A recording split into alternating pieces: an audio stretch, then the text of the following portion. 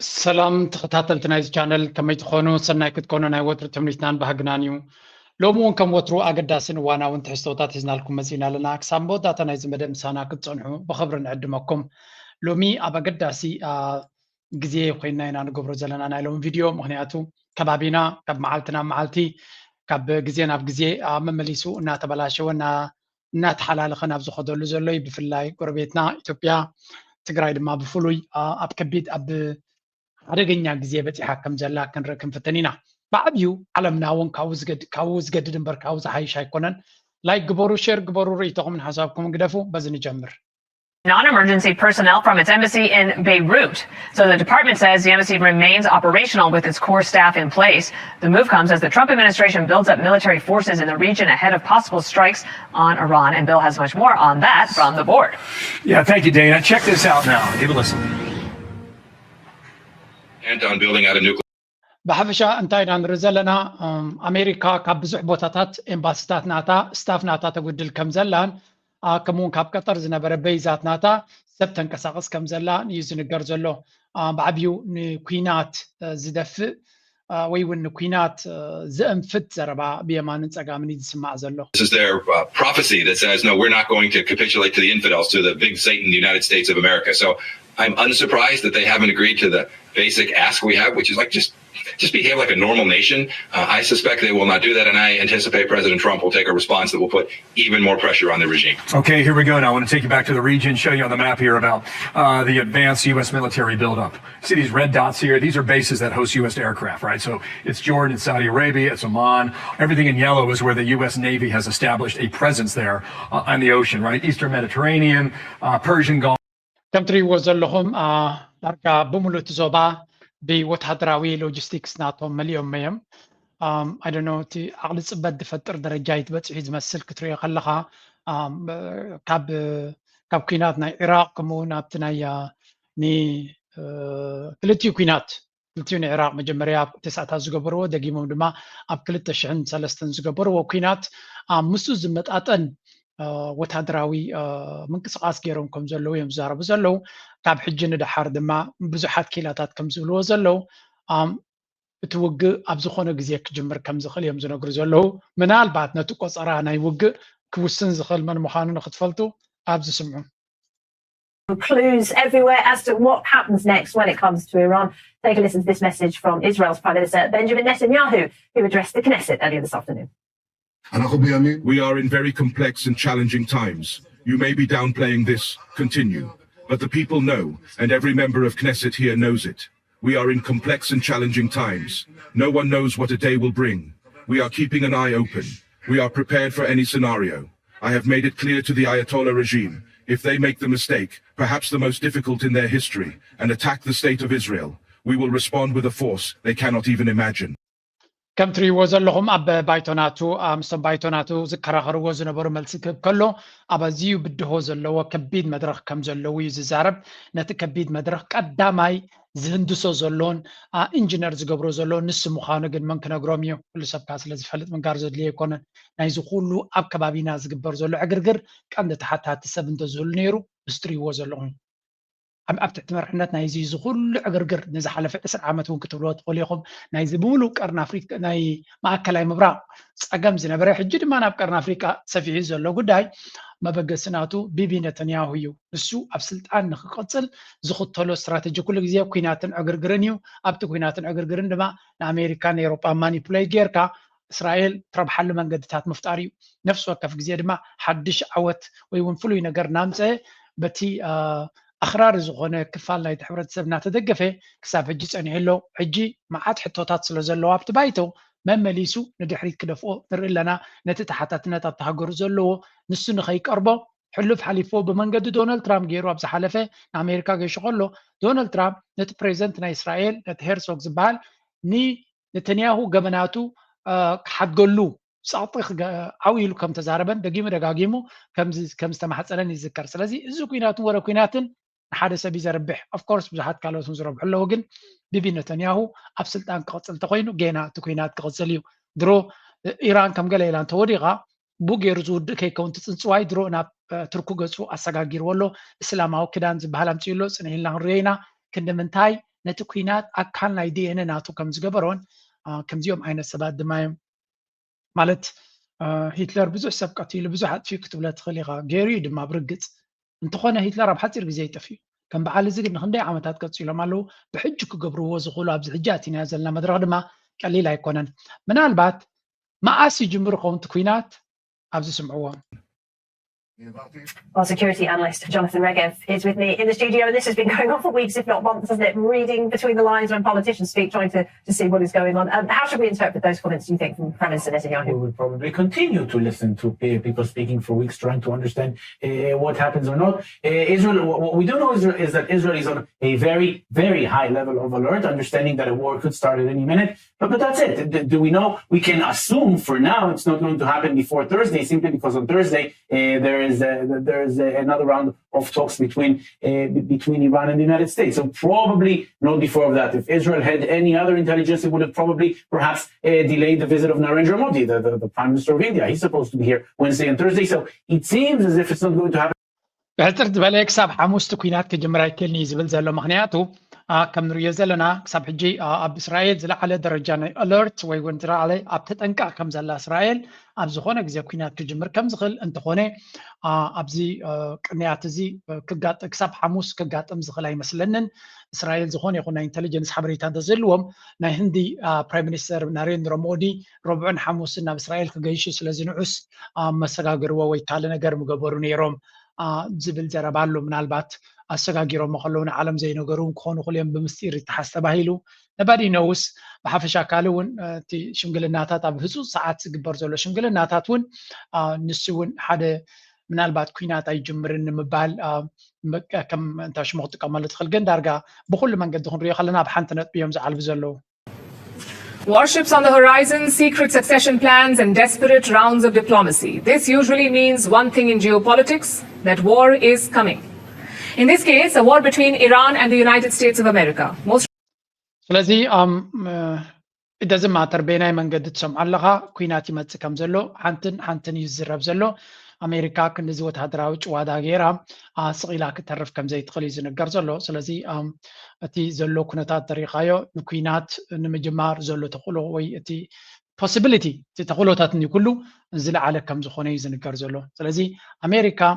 ነዚ ኩነታት እዚ ንክትገብሮ ተዳልያ ኣላ ብመንፅር እውን ኢራን ዘይተርፍ ምዃኑ ስለ ዝፈለጠት ዘድሊ ምድላዋት ትገብር ከም ዘላ እዩ ዝነገር ዘሎ ስለዚ ኣብዚ እዋን እዚ ዳርጋ I don't know ንእስራኤል ዝገይሽ ሰብ ኣሎ ክብል ኣይክእል በት ዶንት ዱ ኢት ማለት ሓደጋ ኩሉ ስለ ዝኽእል ኣይትኸይዱ ማእከላይ ምብራቕ ብዓብዩ ኣነ ዝብሎ ነቲ ኩናት ጠጠው ክንብል ኢና ንመነ ግን ናብ ዱባይ ድዩ ናብ ስዑድያ ድዩ ናብ ቀጠር ድዩ ናብ ዝኾነ ቦታ ናብ ማእከላይ ምብራቕ መገሻ እንተለኩም እውን ግዴታ ተዘይኮይኑ ተተጠንቀቕኩም ዝሓሸ እዩ because you never know እንታይ ከጋጥም ከም ዝኽእል ኣብዚ ስምዕዎ ማስ ክጅምር Secretary of War Pete Hegseth told CBN News the decision to strike Iran lies with President Trump. Should they not follow through on commitments? Should they not be willing to make a deal? The president has an option. The only one that will make this decision, well, two people will make this decision. The Iranians can step up and make a real deal, and then ultimately President Trump will decide whether or not it's a deal that's good enough for the American people. Middle East political ከም ንሪኦ ዘለና እንታይ ዝብል ዘሎ እቲ ሚኒስትር ምክልኻል ናቱ እቲ ውሳኔ ኣብ ኢድ ዶናልድ ትራምፕ እዩ ዘሎ ብዓና ወገን በቲ ምክልኻል ወገን ተዳልዮም ከም ዘለዉ እዩ ዝንገር ዋላ እኳ ብዙሓት ጀነራላት እዚ ኩናት እዚ ካብ ቁፅፅር ወፃኢ ናይ ምኻድ ተኽእሎ ናቱ ዓብዩ ልዑል ጥንቃቐ ንክግበር ይነግሩ እንተለዉ ኣብዚ እዋን እዚ ሰብ ክዛረብ ይኽእል እዩ ክንዲ ዝኣክል ሎጂስቲክስ ተንቀሳቂሶም ግን ወይ ሓደ ኣገዳሲ ዲል ክፍፀም ክኽእል ኣለዎ ኣነ ብናተይ ርድኢት ክሪኦ ከለኹ ግን ኣሜሪካ ዋላ ዲል ዝደለይዎ ሕራይ እንተይላቶም ኢራን ጠጠው ክብሉ ይኽእሉ እዮም ክብል ኣይክእልኒ ምክንያት ዳይ ክደልዮ ካልእ ወይ ዝኾነ ነገር እምበር እዚ ኩሉ ኣንቀሳቂስካ ሕጂ ክምለሱ ኣይክእሉን እዮም ዝብል ዘረባ ብብዙሕ ግዜ ኢና ንሰምዖ ዘለና ስለዚ ኢራን ከቢድ ብድሆ ኣብ ቅድሚያ ተገቲሩ ኣሎ ወልሲ እንታይ ክኸውን እቲ ኩነታት ንሳቶም እውን እዚ ኩነታት እዚ ካብ ነዊሕ ዓመታት ሓደ መዓልቲ ከጋጥም ከም ዝኽእል ዝፈልጥዎ ዝነበሩ ኩነታት ይሃንደበት ኣይኮነን ዝመፅኦም ዘሎ ሓደ ግዜ ከጋጥም ከም ዝኽእል ይነግሩ ይሓስብዎ ነይሮም እዮም ስለዚ ያ ሕጂ እቲ ሞመንትስ ናይቲ ኩናትን ወረብ ኩናትን ሞመንትስ ተቐራሪቡ ከም ዘሎ ኢና ንርኢ ዘለና I mean this is going to be a very very difficult situation but ያ ንዓና ብቐጥታ ምሳና ጽልዋ ዘሎ ኩናት ምዃንዳ ድማ ብዙሕ ግዜ ገሊፀ Analyst Esther Braun says any deal with Iran should come with reservation. Braun recently wrote this Times of Israel article titled Built to Deceive, Why Iran Can Make a Real Deal, where she explains the Iranian Islamic tactic known as Taqiyya. Taqiyya was a survival mechanism. ስለዚህ ታይም ዝብሉ ዘሎ ሚዲያታት ናይ እስራኤል ብፍላይ ወይ እውን ናይ እስራኤል ኤክስፐርትስ ኢራን ብዝኾነ ይኹን መንገዲ ምስ ዶናልድ ትራምፕ ዲል ከይትገብር ፈሪሆም ኣለዉ ምክንያቱ ኩናት ስለ ዝደሊ ዘሎ እቲ ኢሊት ናይ እስራኤል እቲ ነተንያሁን ናቱ ከባብን ኢራን ክትረመሎም ደልዮም ስለ ዘለዉ ብዝኾነ ይኹን መንገዲ ዲል ንኸየጋጥም ስምምዕ ከየጋጥም እሞ ዶናልድ ትራምፕ ኩናት ኣይገብርን እየ ንኸይብል ዓብ ፍርሂ ኣጋጢሞም ኣሎ ዋይ ሳዕ ክንዲ ዝደወደይ ንኩናት ትርበፀሉ ኢኻ ኩናት እኮ ኩናት እያ መወዳእታ ቀሊል ኩናት ዝበሃል ድማ የለን ግን ሓቆም እዮም ነዛ ኩናት እዚኣ ከመይ ገይሮም ካብ ነፍሶም ይህዲሞም ንኣሜሪካ ጎል ኢትዮም ማሪኹም ኢኹምሽ ኣብ 25 ወርሒ 6 ዝካየድ ዝነበረ ኩናት ብኸመይ መንገዲ ነይሩ እንድሕር ኢልኩም ሽዑ እቲ ኩናት ለሚጊቭዩ እዚ ዝነበረ ኣብቲ እዋን እቲ ኣሜሪካ ከይዳ ትዋጋ እስራኤል እያ ውግእ ጀሚራቶ ምስ ኢራን ሽዑ ድማ እስራኤል ትህረም ነይራ እያ ሎሚ ግን ነቲ ኩናት ቀይራቶ እያ እቲ ኩናት ሙሉእ ብሙሉእ እስራኤል ተዓዛቢት እያ ዘላ እስራኤል እንተመፂኡ ንክምልስ እያ ትብል ዘላ ብሙሉእ ናብ ኣሜሪካ ኣሰጋጊራቶ እያ ስለዚ ልክዕ እቲ ኣብ ወርሒ 6 ዓሚ 15 ዝነበረ ኩናት ነፍሳ ውፅኣ እስራኤል ተኣልያ ንብሙሉእ እቲ ኩናት ገንዘቡ ይኹን ኣፅዋሩ ይኹን ዋላ ሞቱ ይኹን ገለመልዩ ናብ ኣሜሪካ ሕሊፋ ሸይጣቶ ሕጂ ንኣሜሪካ እዩ እቲ ጉዳይ እዚ ኣሜሪካ እንታይ ክትገብር እያ ክንምንታይ ኣብዚ ጉዳይ ዝኣትያ ክትቀይሮ ትኽእል ኣፍኮርስ ኣሜሪካ ሓያል ሃገር እዩ ንኢራን እንተወሓደ ገዳ እንተዘይነብራ ነይሩ ኢራን ትገብሮ መሃለዋ ነይሩ ግን ኣብዚ እዋን እዚ ኢራን ክትገብሮ ትኽእል ድሩት እዩ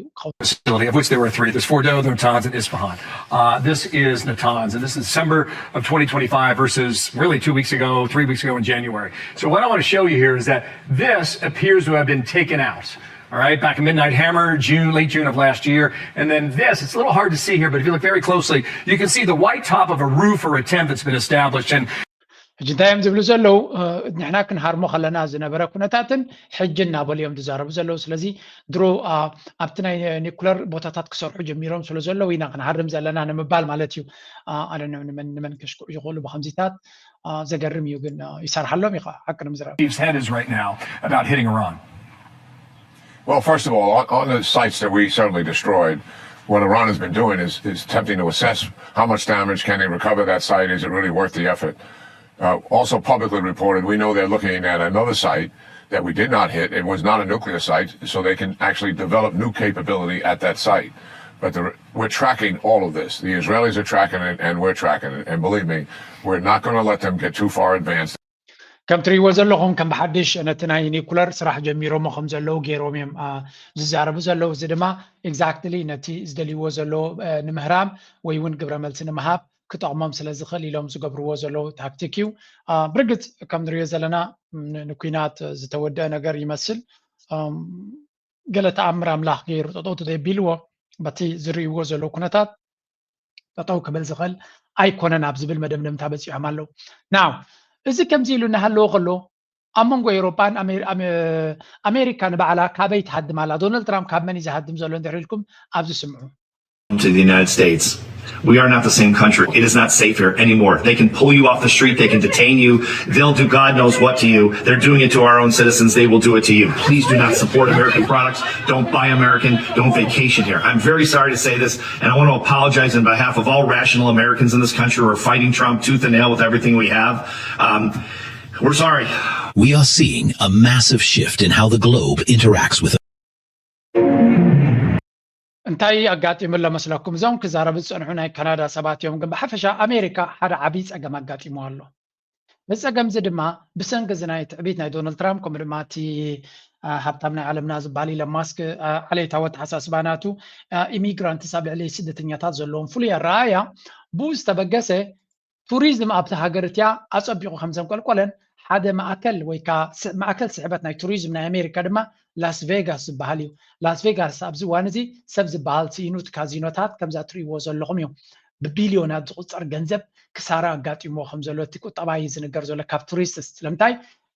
ናብ ኣሜሪካ ክትከይድ ናይ ቪዛ ፕሮሰስስ ነፍሱ ዝኻለ ሽግር እዩ ካልኣይ ድማ ምዝ ኩሉ ትዕቢት ንገሊኦም ክወርር እየ ንገሊኦም ክሃርም እየ ንገሊኦም ክሕዝ እየ ንዝብል ዘሎ እንታይ ክገብር እዩ ሰብ ናብኡ ክመፅእ ስለዚ ናይ ብሓቂ እቲ ሃገር particularly my industry, we really noticed something changed. Tourism tourism dropped, occupancy in all of our hotels dropped. We're kind of calling it the Trump slump, to be honest with you. ስለዚህ ዶናልድ ትራምፕ እቲ ትዕቢት ናቱ ኩሉ ነገር ኣብ ኢዱ ከም ዘሎ ገይሩ ዝዛረብ ነይሩ well guess what ሰባት ናብ ኣሜሪካ ኢሚግሬሽን ኢና ኢሎም ነፍሲ ወከፍ ሰብ ስጉምቲ ክገብር ክእል እዩ እዛ ትሪእዋ ዘለኹም ስጉምቲ ኣብቲ ዝኾነ ሃገር ዝብድለካ ከምዚ ጌርካ ክትቀፅዖ ትኽእል ኢኻ ህዝቢ ዓለም ብምሉእ እንተነቂዩ ማለት እዩ ስለዚ እዚ ኩሉ ዕግርግር ንዝገብር ሃገር ኣነ ከይድኔ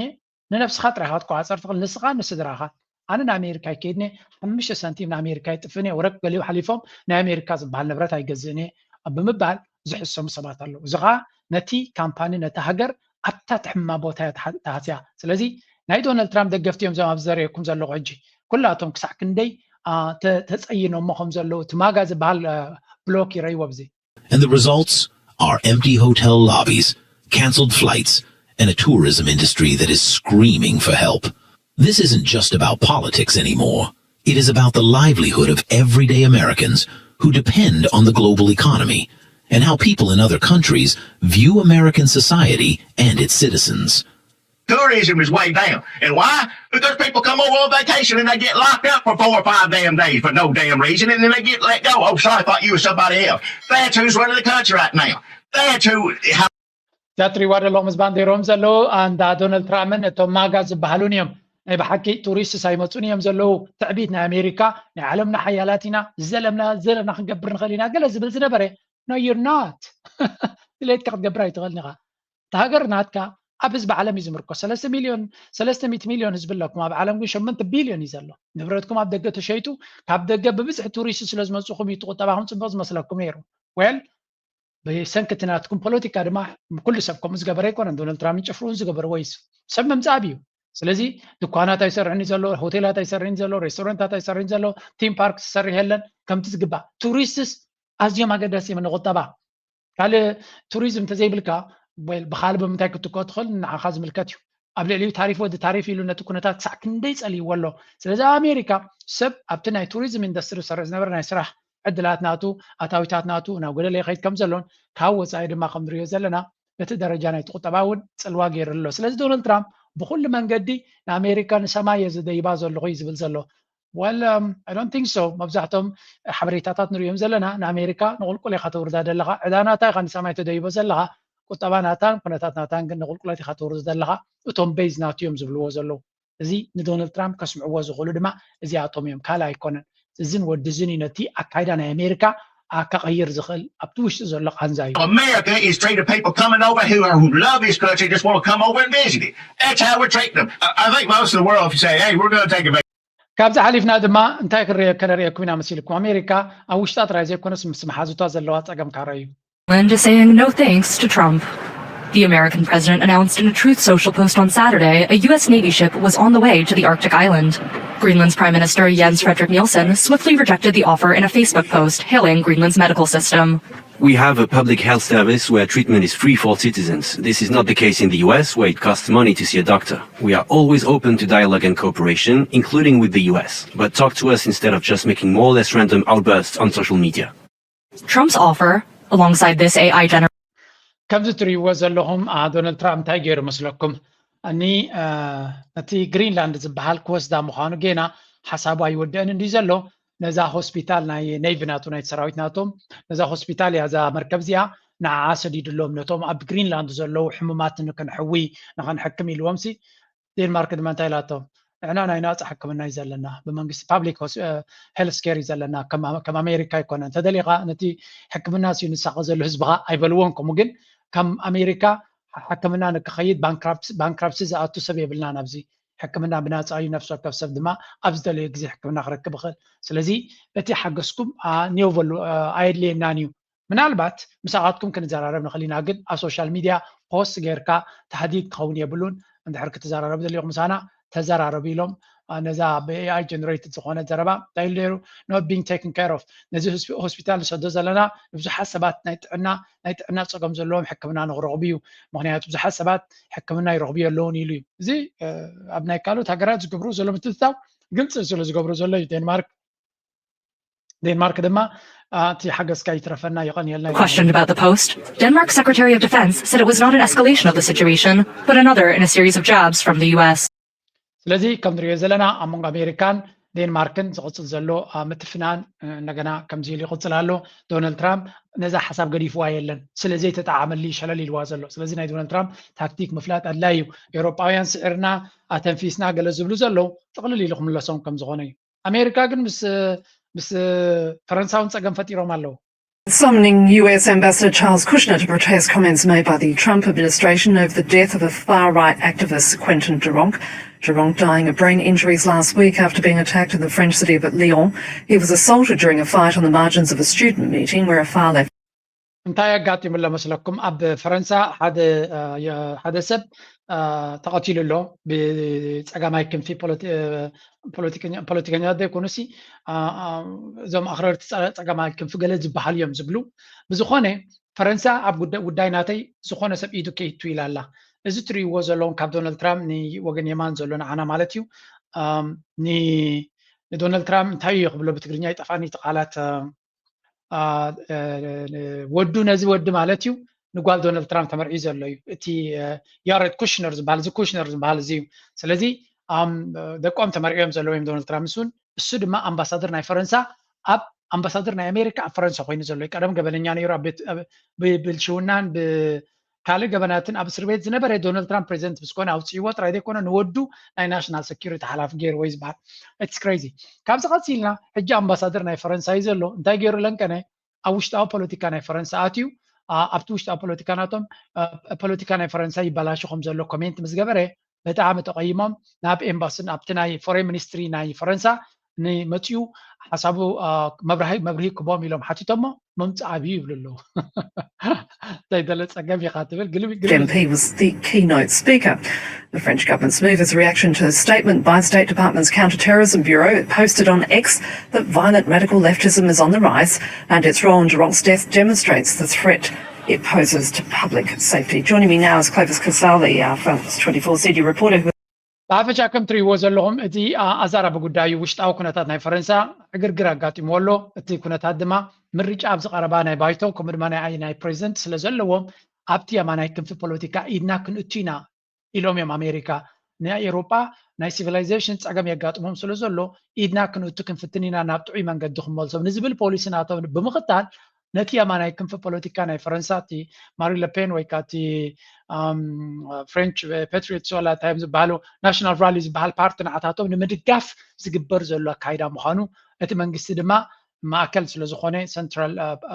ማእከላዊ ቃውማ ዘለዎ ስለዝኾነ ነዚ ፖለቲካል ኢንተርፌረንስ ብምባል ተሪር ዝኾነ ተቃውሞ ይገብር ኣሎ I asked the French Foreign Office and they simply replied, well, we won't communicate more than on the statements that we asked him.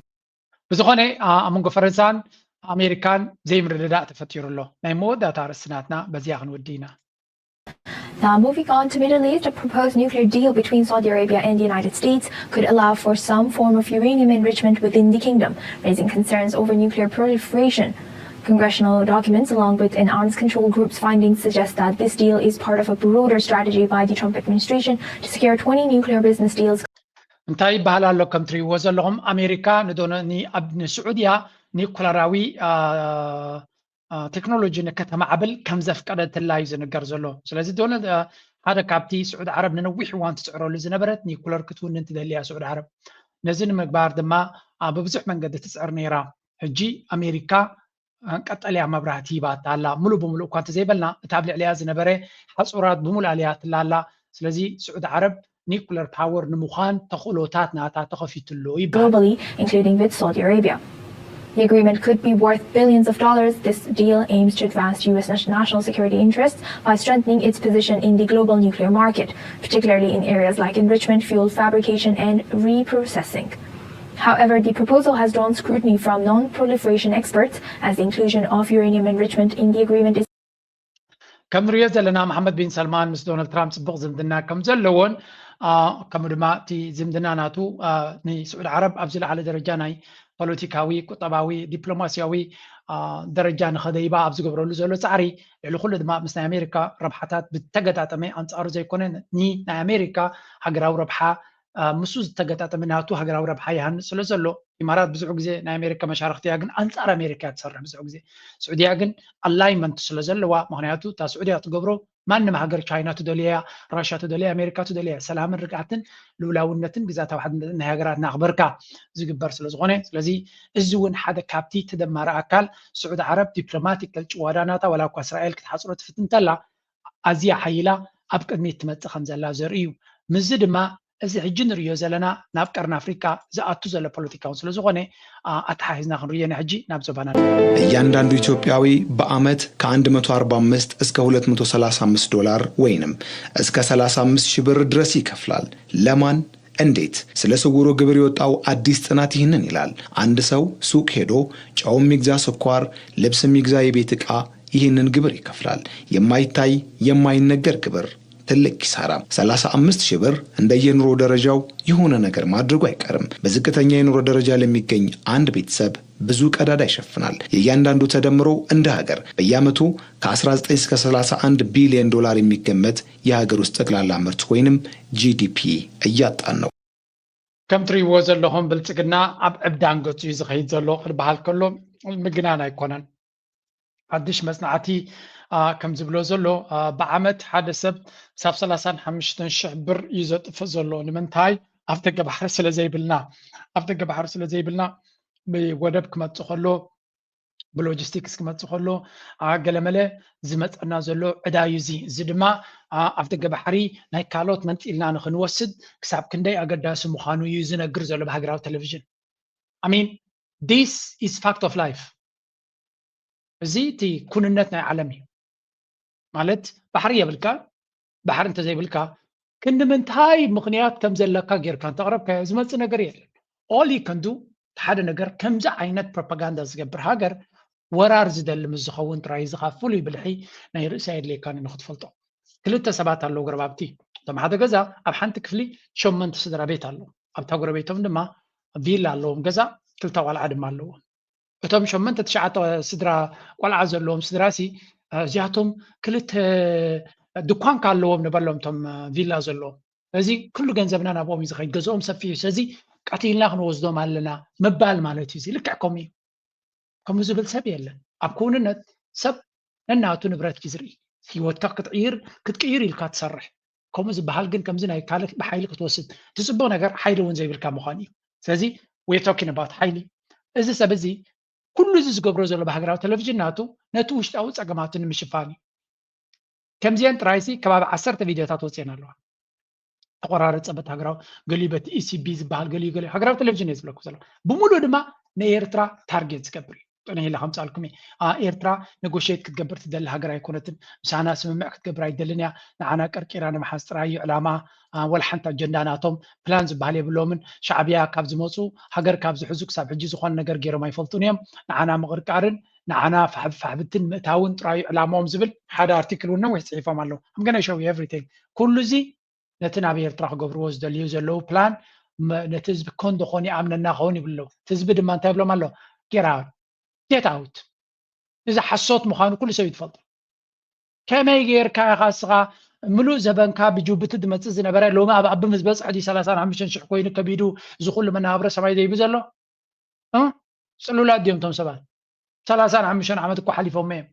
እንተወሓደ 20 ዓመት ካብ ጅቡትን ካብ ካልእን እዩ ዝመፆም ነይሩ። ስለዚ ሎሚ ዓቢ ስለ ዝመፀ ኩናትን ወረ ኩናትን ገይሩ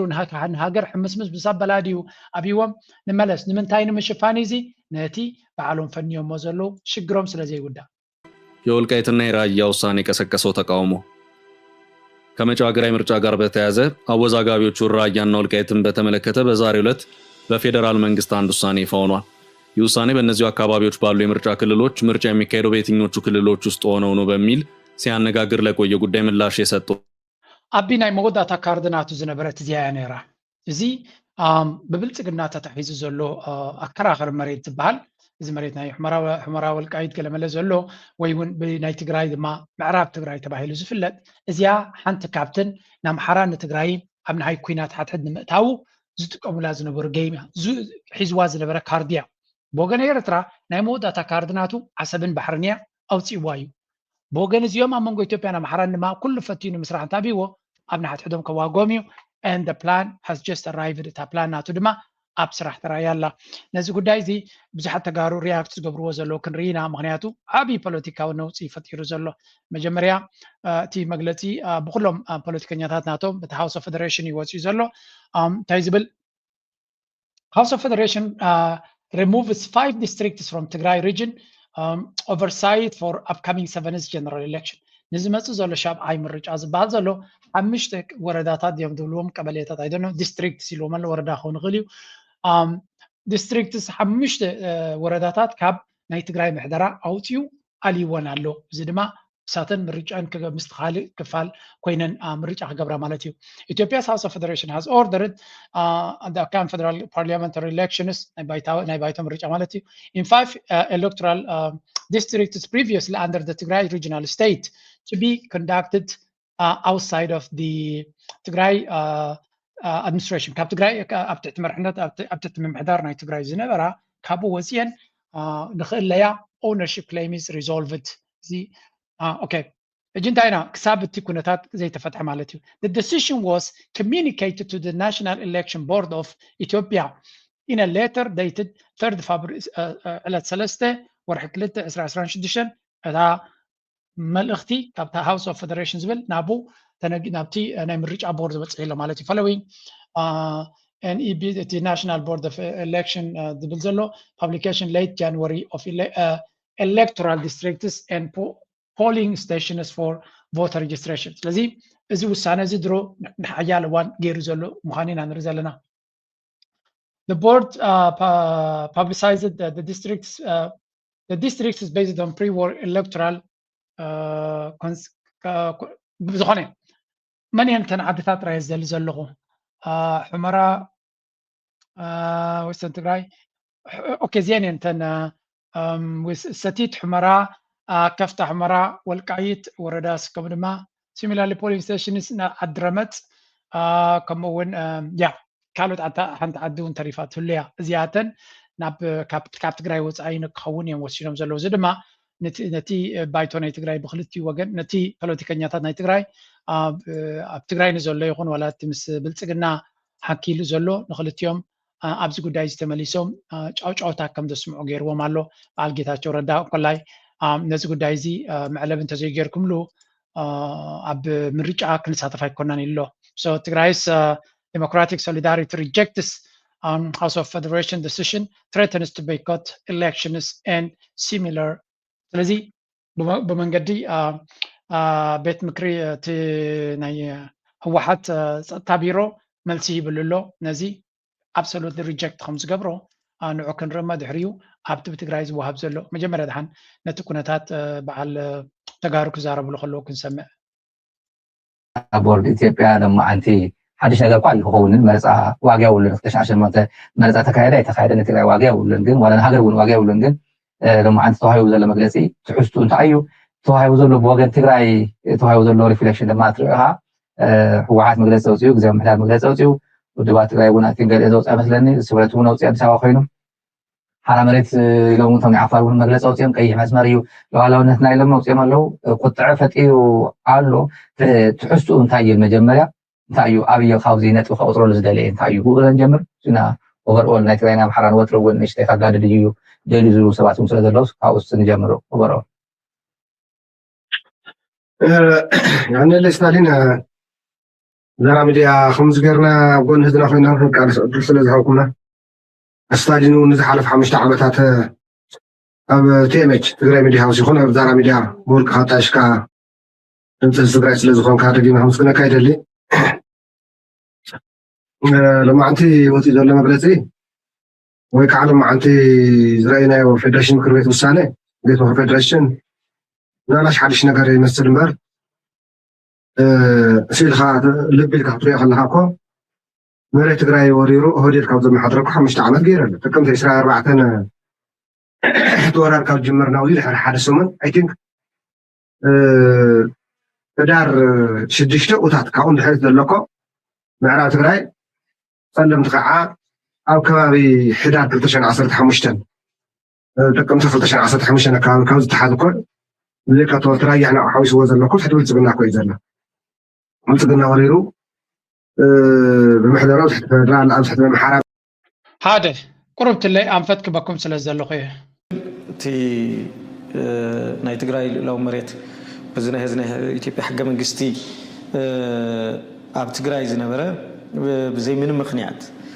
ነቲ ሕገ መንግስቲ መሰረት ገይሮም ዝተልዓሉ ነገር ኣብዘ ይብሉ ኣቀዲሙ ወሪሩ ሒዝን ተብቀ ህዝቡን በቲ ወራር ቅጽል ስለ ዝደለየ መረፃ ኣብ ናይ ትግራይ ኣብቲ ናይ ትግራይ ሉላውያን ናይ ትግራይ ቦታታት ዘይኮነስ بخالي من قد كايد كم زغلت مرتا بحصيرو زي ناي تግራይ مريت زورر زبحت تحسته زلو يتمغلص مالتي ابزي حنت ነገር አርያክ ተስተካከለ ዘደልያ ነገር ታዩ እዚ መግለጽ እዚ አዋጅ እዚ ወይ ዝመምርሕ እዚ ንወሎ ብልጽግና ስርዓት ብልጽግና እንተይ ይርኦዮን ተይወሰኑሉን ስቂሉ ናይ ፌደሬሽን ቤት ምክሪ ኸውጾ ኢልካ ሕሳብ ትክክል ኣይመስለንን ምክንያቱ ዝተወሰኑሉ እዩ ተወሲኑ ዝተውሃቦ ይሰርሕ ዘሎ ስለዚህ እቲ ዋና ምንጪ ናይዚ መግለጽ ዝኾን ዘሎ መንግስቲ ኢትዮጵያ ብዓውዩ ማለት ኩሉ መንግስቲ ኢትዮጵያ ክብል ከለሁ ኩሉ ይፈልጦ እዩ ማለት እዩ مرس ويلو مس حدا والكسب سلاز دليل نص مسوسنا عندنا أمرت أبورد زلوا فترة أكلات يصحوا يعمل كم حساب تخلي مثلاً سلاز بلوك مقلاتن تقال سبز درجة خوونن كم زلوا خصم ريدلي كاو قتيلو زي تمال زرع أنا يوم منفس تقرأ حس كائنتهم كانت تفلا لا يون كسر حلهم زخيل تفلا لي أمرت تقرب زخيل تقرأ حس كائن تقرأ تحسكا ዝግበር ነገር የለን ዝብል ትርጉም ይሁን ትናይት ማለት ዝነበረ መግለጽታት ማለት ስለዚ ብጣዕሚ ጽቡቅ ከም ንሪኦ ዘለና አብይ አሕመድ ነዚ ከባቢ እዚ ትዛዕበየ ሓደጋ ምዃኑ ብዙሕ ግዜ ተዘሪብሉ እዩ ቢገስት ናይ ሴኪሪቲ ፀገም ኣብዚ ቀርኒ ኣፍሪካ ብልፅግናን አብይ አሕመድን እዩ እዚ ድማ እንታይ እዩ ኣብ ዲቫይድ ን ኮንከር ብሎ ዝቐደም መቃቂልካ ግዛእ እታ እንኮ ስትራቴጂ ናቱ ንስልጣኑን ዕድመ ስልጣኑን ንፖለቲካዊ ዕድመናቱን ከተናዋሓሉ ትኽእል ንሳያ ሓደ ካብቲ ንነዊሕ እዋን ዝዝረበሉ ዝነበረ ገይም እዚ እዩ ነዚ ትግራይ ዝበሃል ፅቡቅ ገይሩ ከዳቅቆ ምዃኑ ሓሲቡ ነይሩ እዩ ስለዚ ምድቃቅ ናቱ ድማ ቃል ብቃሉ እናጥቃቅካ ክትከይድ ክትክል ኣለካ ሊትራሊ ስለዚ በተሓደ እናጉደልካ እቲ ፖለቲካዊ ሊት ናቱ ኣብ 2-3 መቂልካ ኣብ ንሓትሕዱ ኮፍ ከም ዘይብል ሕጂ ድማ ብጥሜትን ብፅቃይን ብእፅዋን ጌርካ ድማ ፈፂንካ ተስፋ ከም ዘይህልዎ ትገብር ስለዚ ኣብ ትግራይ ዘለዎ አብይ አሕመድ whatever it is እንታይ ትፅልእናቱ ኣብ ምንታይ እዮም ውዒሎሞ ዞም ተጋሩ ኣይፈልጥን እየ ምክንያቱ እሶም እዮም ዕብዮም ምንዑ እዚ ከም ወታደር ኮይኑ ገለመለኳ ምስ ኣብ ትሕቲ ህወሓት ይዓብዩ ስለዚ ብዘይ ናይ ህወሓት ድጋፍ ኣብዛ ይንበፅሕ ነይሩ እንታይ እዩ እቲ ፀገምናቱም እዚኦም ግን ምናልባት they really need to figure it out መፍትሒስ ክረኽብሉ ክኽእሉሎም ክሳዕ ክንዲዚ ንዓታቶም ብፍሉይ ከም ዝክገብሮም ዝኽኣለ ቅድሚ ሕጂ ዝተገበረ ይኣክል ብዝኾነ ይኹን ምክንያት ኢልካውን ክትሓልፎ ዘይትኽእል ምክንያት እዩ ዝደሊ ሕጂ እውን ናባቶም ዘሎ ታርጌት በቲ ታሕቲ ነትራያዶ ኣለማጣዶ ዝብል ዘሎ ክበትኮ እዩ በዚ እቲ ምዕራብ ትግራይ ስለዚ ትግራይ ቀስ ብቀስ ኩላ ክበልዓ መደብ ከም ዘለዎ ኢና ንርኢ ዘለና ነቲ ተሪፉ ዘሎ ትግራይ እውን እኮ ሰላም ኣይሃቦን ኣሎ ውሽጡን ውሻጡን ኣትዩ የናውፅ ኣሎ ስለዚ እዚ ነቶም ተጋሩ መረዳእታ ክኾኖም ይኽእል ለንቀነ ግን ወታደራዊ ተሃዲድ እውን ቀፃሊ ይቕፅል ስለ ዘሎ እስኪ ኣብዚኻ ንስማዕ እቲ ወታደራዊ ተሃዲድ ካበይ ዝመፅእ ዘሎ ፊልም በሳህል ናቅፋ ፊልም የሚመስል ግዳጅ ፈጽመዋል። በደርግ ዘመን ከሻዕቢያ ጋር በነበረ ጦርነት በርካታ አስደማሚ ግዳጆችን ተወጥተዋል። በኢትዮ ኤርትራ ጦርነት ውጊያ ጊዜ ውጊያ ቀያሪ ሚና ተጫውተዋል። ግዳጅ ፈጽ እንታይ ብላሎ አቶ ብርሃን ጁላ ናቅፋሲ ለንቀነ ክዝክራቀኒ ኢሎ እንድዒ ገለዶ ነፍሱ ወቃሕካሕ ክብሎ ቀኒ ይመስለኒ ናቅፋ ክብል ቀኒ ኢሎ ኣብ ናቅፋሲ ፊልሚ ዝመስል ስራሕ ሰሪሖም ይብላሎ እወ ፊልሚ ዝመስል ኣብ ናቅፋ ሰራሕኩሞ ኣብቲ ፊልሚ ግን እቶም ግሬት ካራክተርስ ወይ እውን እቶም ብሉፃት ኣክተራት ሻዕብያ እዩ ነይሩ እቲ ሕማቅ ቪለን ወይ ከዓ ትፀላኢ ትዝማረኽ ትዝመውት ትዝጠፍእ ግን ናትካ ሰራዊት እዩ ነይሩ የስ ፊልሚ እዩ ነይሩ ናይ ሳሕል ክንርኢ ከለና ንሕና ፊልሚ ከም ንርኢ ዘለና እዩ ዝመስለና ዋላ እኳ ጅግንነት ብዝላዕለ ደረጃ ተፈጽመሉ እንተኾነ እቲ ፊልም ግን ጅግንነት ናይ ህዝባዊ ግንባር ኢና ሪኢና ናይቶም ኣያታትና ኢና ሪኢና ንስኻትኩም ኣብኡ ዕስለ ክትመፁን በቦታኹም ክትሕዙን ኢና ሪኢና እቶም ዝተረፍኩም ድማ በዓል ንስኻ ካብቲ በትሪ ናይ ሻዕብያ ስለ ዝተረፍኩም ጥራይ ፊልድ ማርሻል ተቐይርካ ኣለኻ ንስኻ ዘፍረስካዮ ድፋዕ ኣይሰማዕና ንስኻ ሰበርካዮ ታባይ ረኣና ተማሪኽካ ኢድካ ሂብካ ሃዲምካ ብሰላምካ ስለተመለስካ ንስኻን ቶም ከባቢኻ ዘለውን ገሊኦም ጀነራላትን ኮነሬላትን ኮይኖም ንስኻ ድማ ፊልድ ማርሻል ኮይንካ ስለዚ ንናቕፋ ክዝክር ምኽኣልካ ስቲል መቸም እታ በትሪ ናይ ናቕፋ ኣብ ዙርያኻ ክትህሉ ከም ትኽእል ኣብ ሓንጎልካ ክትህሉ ከም ትኽእል ምግማት ኣድላይ እዩ ንቐፅል ፋኖ እንታይ ይገብርዎም ኣለዉ ነዚ ሓዲድ ዝገብር ዘሎ እንታይ ይብልዎ ኣለዉ እንታይ ይገብርዎ ኣለዉ ንስማ ግን አለው መሳይ እንግዲህ በአለፋ ወረዳ ዋና ከተማ ሻውራ ከ5 ቀን በፊት የመከላከያ ሰራዊቱ ለቆ ወደ ደልጊ ከተማ ሄዶ ነበረ። ከመከላከያ ሰራዊቱ አንድ ክፍለ ጦር በሻውራ ከተማ ለረጅም ጊዜ የቆየ ቢሆንም ነገር ግን ከበባ እንደሚፈጸምበትና በዛ አካባቢ የሚንቀሳቀሱ አድዋ ኦሜድላና ካራማራ ክፍለ ጦሮች እንደተከበበና ሊመታ እንደሚችል ተነጥሎ እንደቀረ ከዋናው ማዘዣ ጣቢያ ከባህር ዳር የሚሆን ከጎንደር በጣም የራቀና የተነጠረ እና እገዛ ላይ ሊደርስለት እንደማይችል ስለተረዳ ወደ ጎንደር ጠጋ ማለት ፈለገና ወደ ዋና ከተማ ከም ንሪኦ ዘለና እቲ ኩናት ምስ ፋኖ ኣብ ዝበርትዐ መልክዕ ይቕፅል ከም ዘሎን ፋኖ ድማ ናይ ብሓቂ ሓያል ዝኾነ ግንባር ከፊቶም ነዚ ብልፅግና እንታይ ይብልዎ ከም ዘለዎ ኢና ንርኢ ኣብ ብዙሕ ቦታታት እዩ እቲ ኩናት ዝካየድ ዘሎ ከም ዝብልዎ ዘለው ሄቪ ፋይቲንግ ሙታትን ቁስላትን ዘለዎ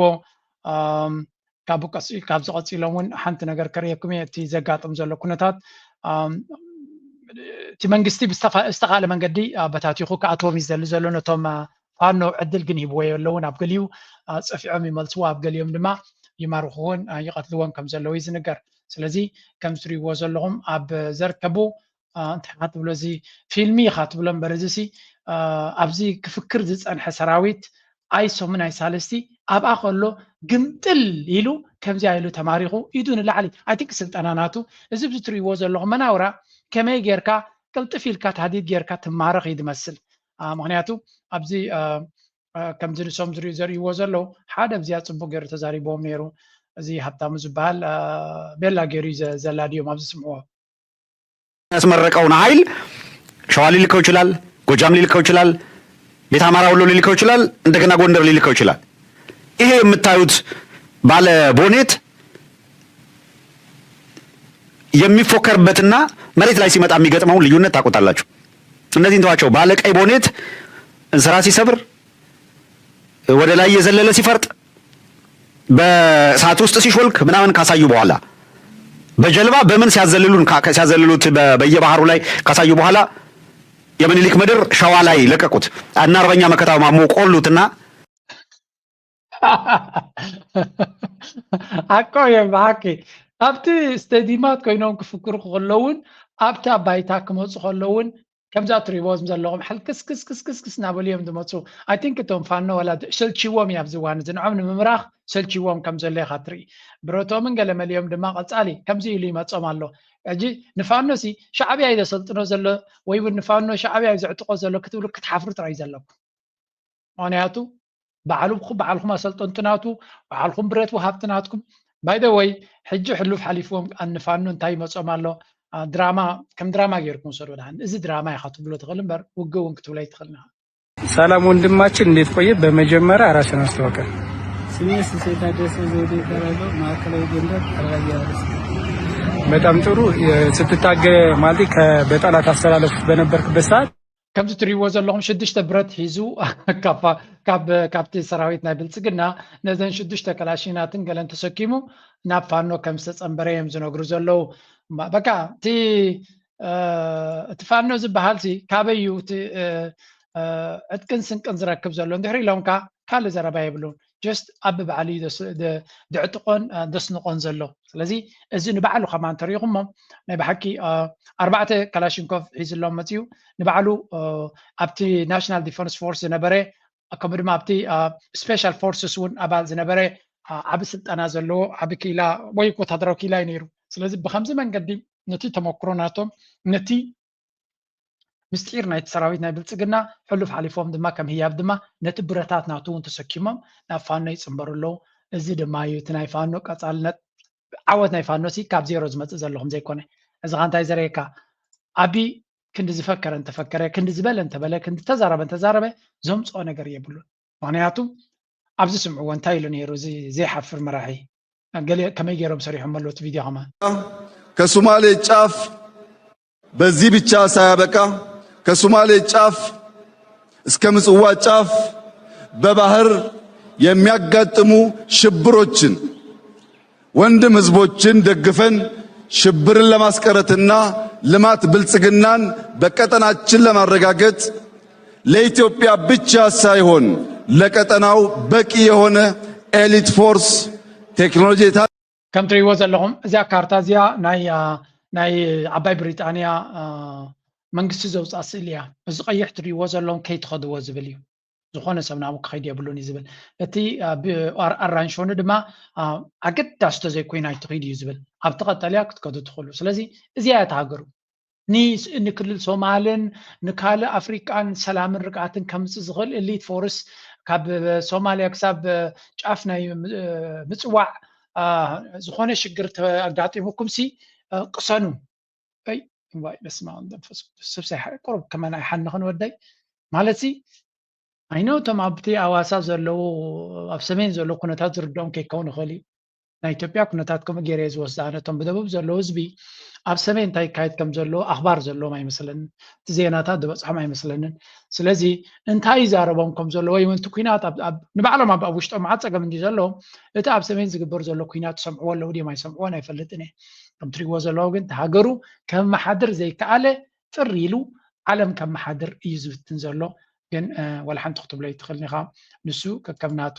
ርእቶን ከከምናቱ ሓሳብን ክኸይድ ይኽእል እዩ ሕጂ ንቐፅል ኣብቲ ካልእ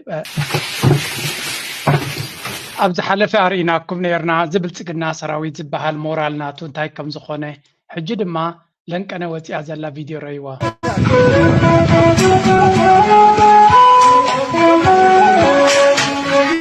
ንፋኖ መግቢ ሂብኩም ተባሂሎም ግራውቶምን እኽሎምን ከመይ ገይሩ እቲ ሰራዊት ናይ ብልጽግና የቃፅሎ ኣሎ ከም ትሪእዎ ዘለኹም እዚ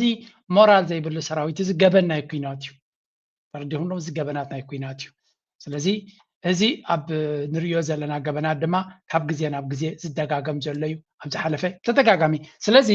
እዚ ጭብጢ እዩ ዘለዎ እዚ ሰራዊት እዚ ሕማቕ ክገብር ዝኽእል ምዃኑ ብጀካ ሕማቕ ምግባርን ምምራኽን ካልእ ቁም ነገር ክገብር ሰራይ ይፈልጥን እዩ ስለዚ ኣብቲ ምስ ፋኖ ዝግበር ዘሎ ኩናት ይዕወት ስለዘየለ ከምዚኣ ገይሩ ነቶም ህዝቢ ንብረቶምን ሕርሽኦምን ክዘርፍ ከበላሹ ክዕኑ እዩ ዝውዕል ዘሎ ኣብ ባይታ ዘይረኸብካዮ ልክዕ ከምቲ ሰራዊት ናይ ደርጊ ዝገብሮ ዝነበረ ባህርያት ኢና ኣብዚ ንርኢ ዘለና ናይ ብሓቂ ታሪክ ተደጊሙ ኣብ ካልእ ቦታ ክፍፀም ከሎ ንርኢ ኣለና እዚ ወላ ቀደም እውን ነቶም መን ኢኻ ትብሎም ከምኡ ይገብርዎም ነይሮም ይኾኑ ይኽእሉ እዮም ሕጂ ናበይ ክንሰግር ደልየ ኣለኹ ቀርኒ ኣፍሪካ ናበይ ገፃ ትኸይድ ኣላ ለንቀነ 2-3 ኣገደስቲ ፍፃሜታት ኣጋጢመን ኣለዋ መጀመርያ ምናልባት ዜና ትከታተሉ ተለኹም እዚኣ ሪኢኹም ኣለኹም መስለኒ እዛ ዜና እዚኣ ኣብ ጅዳ ወራሲ ዓራት ናይ ስዑድያን ፕሬዚደንት ናይ ግብፅን ተራኺቦም ከም ዝተራኸቡ እዩ ዝንገር ኣብቲ ዝተገበረ ርክባት ብዙሕ ሓበራዊ ሽርክነት ከም ዘለዎም እዩ ዝንገር ግን ገለ ካብቲ ብሚድያ ናይ ግብፂ ዝወፀ ዝበልዎ ሓበሬታ ክንርኢ እንድሕር ኮይና ኣብ ታሕቲ እንታይ ዝብል መሲልኩም ኣብ ጉዳይ ናይ ፈለስጢን ብዙሕ ተዘራሪቦም ኣብ ጉዳይ ናይ ዞባዊ ኩነታት እውን ናይ ዓረብ ጉዳይ ድማ ብሽምግልና ክፍታሕ ከም ዘለዎ ኣብ ታሕቲ ግን according to the Egyptian presidency's statement the meeting also discusses several regional and international issues of mutual interest ይብል ቀፂሉ both sides underscored the importance of avoiding escalation and tension in the region ቀፂሎም ድማ supporting peaceful solutions ሰላማዊ መፍትሒ ናይ ፀገማት to crisis through dialogue enhancing Arab solidarity to face challenges ዝኾነ ዘጋጥም ድማ ናይ Arab solidarity ቀፂሎም ድማ they also stressed the necessity of respecting sovereignty of states their territorial integrity and the principle of non-interference ስለዚ እዚ ጉዳይ እዚ ንቀርኒ ኣፍሪካ ዝትንክፍ ኣርስቲ ከም ዝነበረ ትርክብ ናቶም እውን ክንርኢ ንኽእል ስለዚ እዚ ርክብ እዚ ኣባዝዩ ሓፂር ግዜ ዘጋጥም ዘሎ ዲፕሎማስያዊ ቅልጡፍ ዲፕሎማስያዊ ምንቅስቃሳት ኢና ንርኢ ዘለና ንምንታይ ዕላማ ከምዚ ቅልጡፍ ዝኾነ ዲፕሎማሲ ዝግበር ዘሎ እንድሕሪልካ ድማ ምናልባት ንነዊሕ እዋን ኣብ መንጎ ስዑድያን ግብፅን ዝነበረ ዝምድና ኢማራት ቤላ ጌራ ትፃወተሉ ነይራ ቤላ ጌራ ትፃወተሉ ነይራ ስለዚ ኣብዚ እዋን እዚ ንኢማራት ኣውፅኦም ክልቲኦም ጽቡቕ ዝኾነ ዝምድና ክገብሩ ይደልዩ ስዑድያ ድማ ነቲ ናይ ኢማራት ዘለዋ ጽልዋ ኣብ ግብፂ ማለት እዩ ዝያዳ ንግብፂ ሞር ናብ ስዑድያ ክትፅጋዕ ከም ትኽእል ክትገብራ ስለምንታይ very simple سعودية كنا يزب الله 35 مليون ولا 4 مليون يزب الله عبء عداقاي سلازي نقبسي عداقاي قدساي سلازي مور اكسس نايت عداقا خروب انتو غينهم ناب كارتي امارات كقبر لهم تخل انفوست قبر لهم تخل زيادة عداقا كم تقال لهم زخل ربحة كعب سلازخل كلت يوم دما نايك بحاري دوباتون سلازلهم ابتم اي بحر كلت يوم بغلتيو ريزورتس كقبرو نايا توريزم بوتا كقبرو مدب سلازلهم نايك كلت يوم استراتيجي دما يقراديو سلازي امارات تعاوتلهم زنبرت يوصولو حاده كمزي إلو أبز كهيدولو زلو حانت أرتيكل واتي الله من البات حلف كتبلو ريغمات خونيغم أبزي حانت أرتيكل تايتبلو واتي الله مسيلكم كلتا أرتيكل سواتينا الله مجمر يا بزي أخن جمر ناي سعودية ناي قبسن رسالة زلنا حانتي ناي إمارات مسيحيتي مثلني تايزبلي سعى قبسسي open to supporting Ethiopia's Red Sea access if water dispute softens قبسي بزعبا قداي ناي قيح بحري إثيوبيا ناب قيح بحري كتكدو تدلي زلا أكسس ناب قيح بحري كلوا تدلي زلا كتتحبابرات خليا بزعبات قداي ناي نيلن بزعبات ناي ماين مرقص ناتا كتكير انت خيلا ويون انت مريزا زبل زرباينا نسمى زلنا تاي ماريتي زربازي نمخانو انتاي نمباليو تتقيمهم لزلو انت ريلكا بتا ارتكل تاريخايو مجمريا تايمينغ نايت ارتكل تاريخايو قبسي نابكم مثل تخيزا لازوز ارتكل ايكون ناوجي قلقل سبات قبس ايان يرتراين يقفول لو سلازي بحال زلو ناب عابي جو بوليتيكا هم كيراين فتن نقرات تفل عليها كايدا يزلو سلازي قبسي من سعودية زلو من إثيوبيا زلو قداي اب كبيد وتر وتسحيل زلو زخون يكون انفتنا عود دماب زي بالله بخمزق ماركت اوت هيتخلنا نمو خان كمان تيلو مو زلو نا إثيوبيان كيلاتات ولا حتى ترجم زلو زرباونا يكونني اجين تايم زولوزي Kairos prepared to support Ethiopia's access to the Red Sea if Addis Ababa shows flexibility in the Nile water dispute condition. Ethiopia must draw plans for a permanent military presence on the coast. سلازي again أبزون كيت يمرون توداي تفتح له. سلازي تايم زولو إثيوبيا أفتح بحرنا يمركب عدلا قبتي كتحجز كم تخل نساقنا بتناينيل زلوا مرقتي كتكير الله قل حنتك قد ما كنت علاتها قد ما كنت دما إثيوبيا نزناي نيفي حيل بحري كهنت يكتب له زل حساب كتعلي الله ناي سلام أفتح بحرنا قدرتك كحجزاي غليت في الله قرب الجنة زيا إثيوبيا مع شرير مليا الله وناي بيكس قبص خمي يراخد قحفكم تدل الله قال يبلو قبص نحنا لمينا يكون عندنا زلنا قبص يعتلمنا النازلة كم بلوهم زخونة كم دهر لكم إيرترا يكون تن قبص تلمنا زلنا قبص يعني إيرترا تلمنا زلنا it's always the same case نحنا يكوننا ماينا كابيتوبيا دمت زلوا بقررونا تتحيزنا زلنا بقررون تتحيزهم زلوا قبص سلازي قبص يوم إيرترا زدلي وامبر إيرترا قبص يتدلي يعني بفولو يتدلي لا مغناتي بالله كالاي زناي نيل ترايب لكم يلون إثيوبيا سيناريو يزب لكم زلو إثيوبيا بقال من قد بجوب بتديو ببربرا ديو بإيرترا نبقى بحرن تمتيو يس لولا ونت هاجرات كدفري تن هاجرات دما كعلى سير تابانا نلعب زقدا دما قبت له مغنياتو تناينيل حتوناتو نحوارو مفتحك راكب يكون سلازي الزقدا نايلولا ونت إيرترا يكون نايتنا بكاب زلو هاجرات نقبتي أكال نايتو كور ناشنال انترست ناتاي كور ناشنال سكيورتي حتوناتا هاجرات ودحنتناتا أو زمركوسي سلازي قبتي أنا إيرترا كتحجزات تدلي ويمس إيرترا صارت تدلمبر إيرترا بفولوي نقبسي رديتنا قبسي تدلي كونت قل زغبل كله شركنات مس قبسي عيد لنا نقول لهم وي نيد ذات شركنات مس كل عيد لنا بفلا يدما مس بلصقنا شجر زلهم حالتات كل زي معنا مش عرفتنا بزي قد سبزوانتي سلازي نزيا ኢትዮጵያውያን ሸር ከብሏን ነይሮም ተቀዳማይ ግን ሓይሊ ባሕሪ ክትሃንፁ ዘይትኽእሉ ተኮይንኩም ሰላማዊ ኣጠቃቅማ ናይ ባሕሪ ክንሕግዘኩም ንኽእል ኢና ይብለው እምባይ ዘ ወይ ግብፂ እንታይ ይገብሩ ክእሉ ንኤርትራ ሽምግልና ክፈጥሩ ክእሉ እዮም ክሽክሽምሉ እውን ኣይክእሉን እዮም ሓንቲ ክገብርዋ ዝኽእሉ ቅድሚ ሕጂ እውን ተነጊራ ንስዑድያ በጃኹም ነዚ ጉዳይ እዚ ከምዚ ጌርኩም ንምፍታሕ ሓግዙ ክብልዎም ይኽእሉ ስዑድያ ድማ ነቲ ጉዳይ ክትገብሮ ትኽእል እምበር ግብፂ ንኤርትራን ኢትዮጵያን ኣብ ጣውላ ከተምፅአና ኣይትኽእልን እያ ምክንያቱ ኢትዮጵያ ኣይትቕበሎን እያ ግብፂ ፀላኢትና እያ ስለትብል ብግብፂ ክሽምገላ ኣይትኽእልን እያ ንቐፅል delivery proposal was conveyed to Ethiopian PM Abiy Ahmed and shared with Washington. U.S. role, President Donald Trump has expressed intent to mediate the Nile dispute. Impact, implicit warning, Egypt could leverage influence in Sudan, Somalia, Djibouti, and its naval presence in the southern Red Sea to block Ethiopia's access if the offer is rejected. Now, absentai ዝበሃል ዘሎ እቲ ጉዳይ ተሪቑሞ ሽም ተረቂሐን ዘለዋ ግብፂ ንዓቢ ወይ እውን ኢትዮጵያ ናይ ኣፍደገ ባሕሪ ክንሕግዞ ንኽእል ኢና ብፍላይ ፅልዋናታ ኣብ ሱዳን ኣብ ፅልዋ ኣለዋ ኣብ ጅቡቲ ድሓን ዝኾነ ፅልዋ ጌራ ኣላ ኣብ ሶማልያ ድማ ሰራዊታት ሰደድ ኣላ ኣብዘን ሰለስተ እዚአን ኣብ ደገ ባሕሪ ንክምትረክብ ክሽምግል ክእል እየ ክሕግዝ ክእል እየ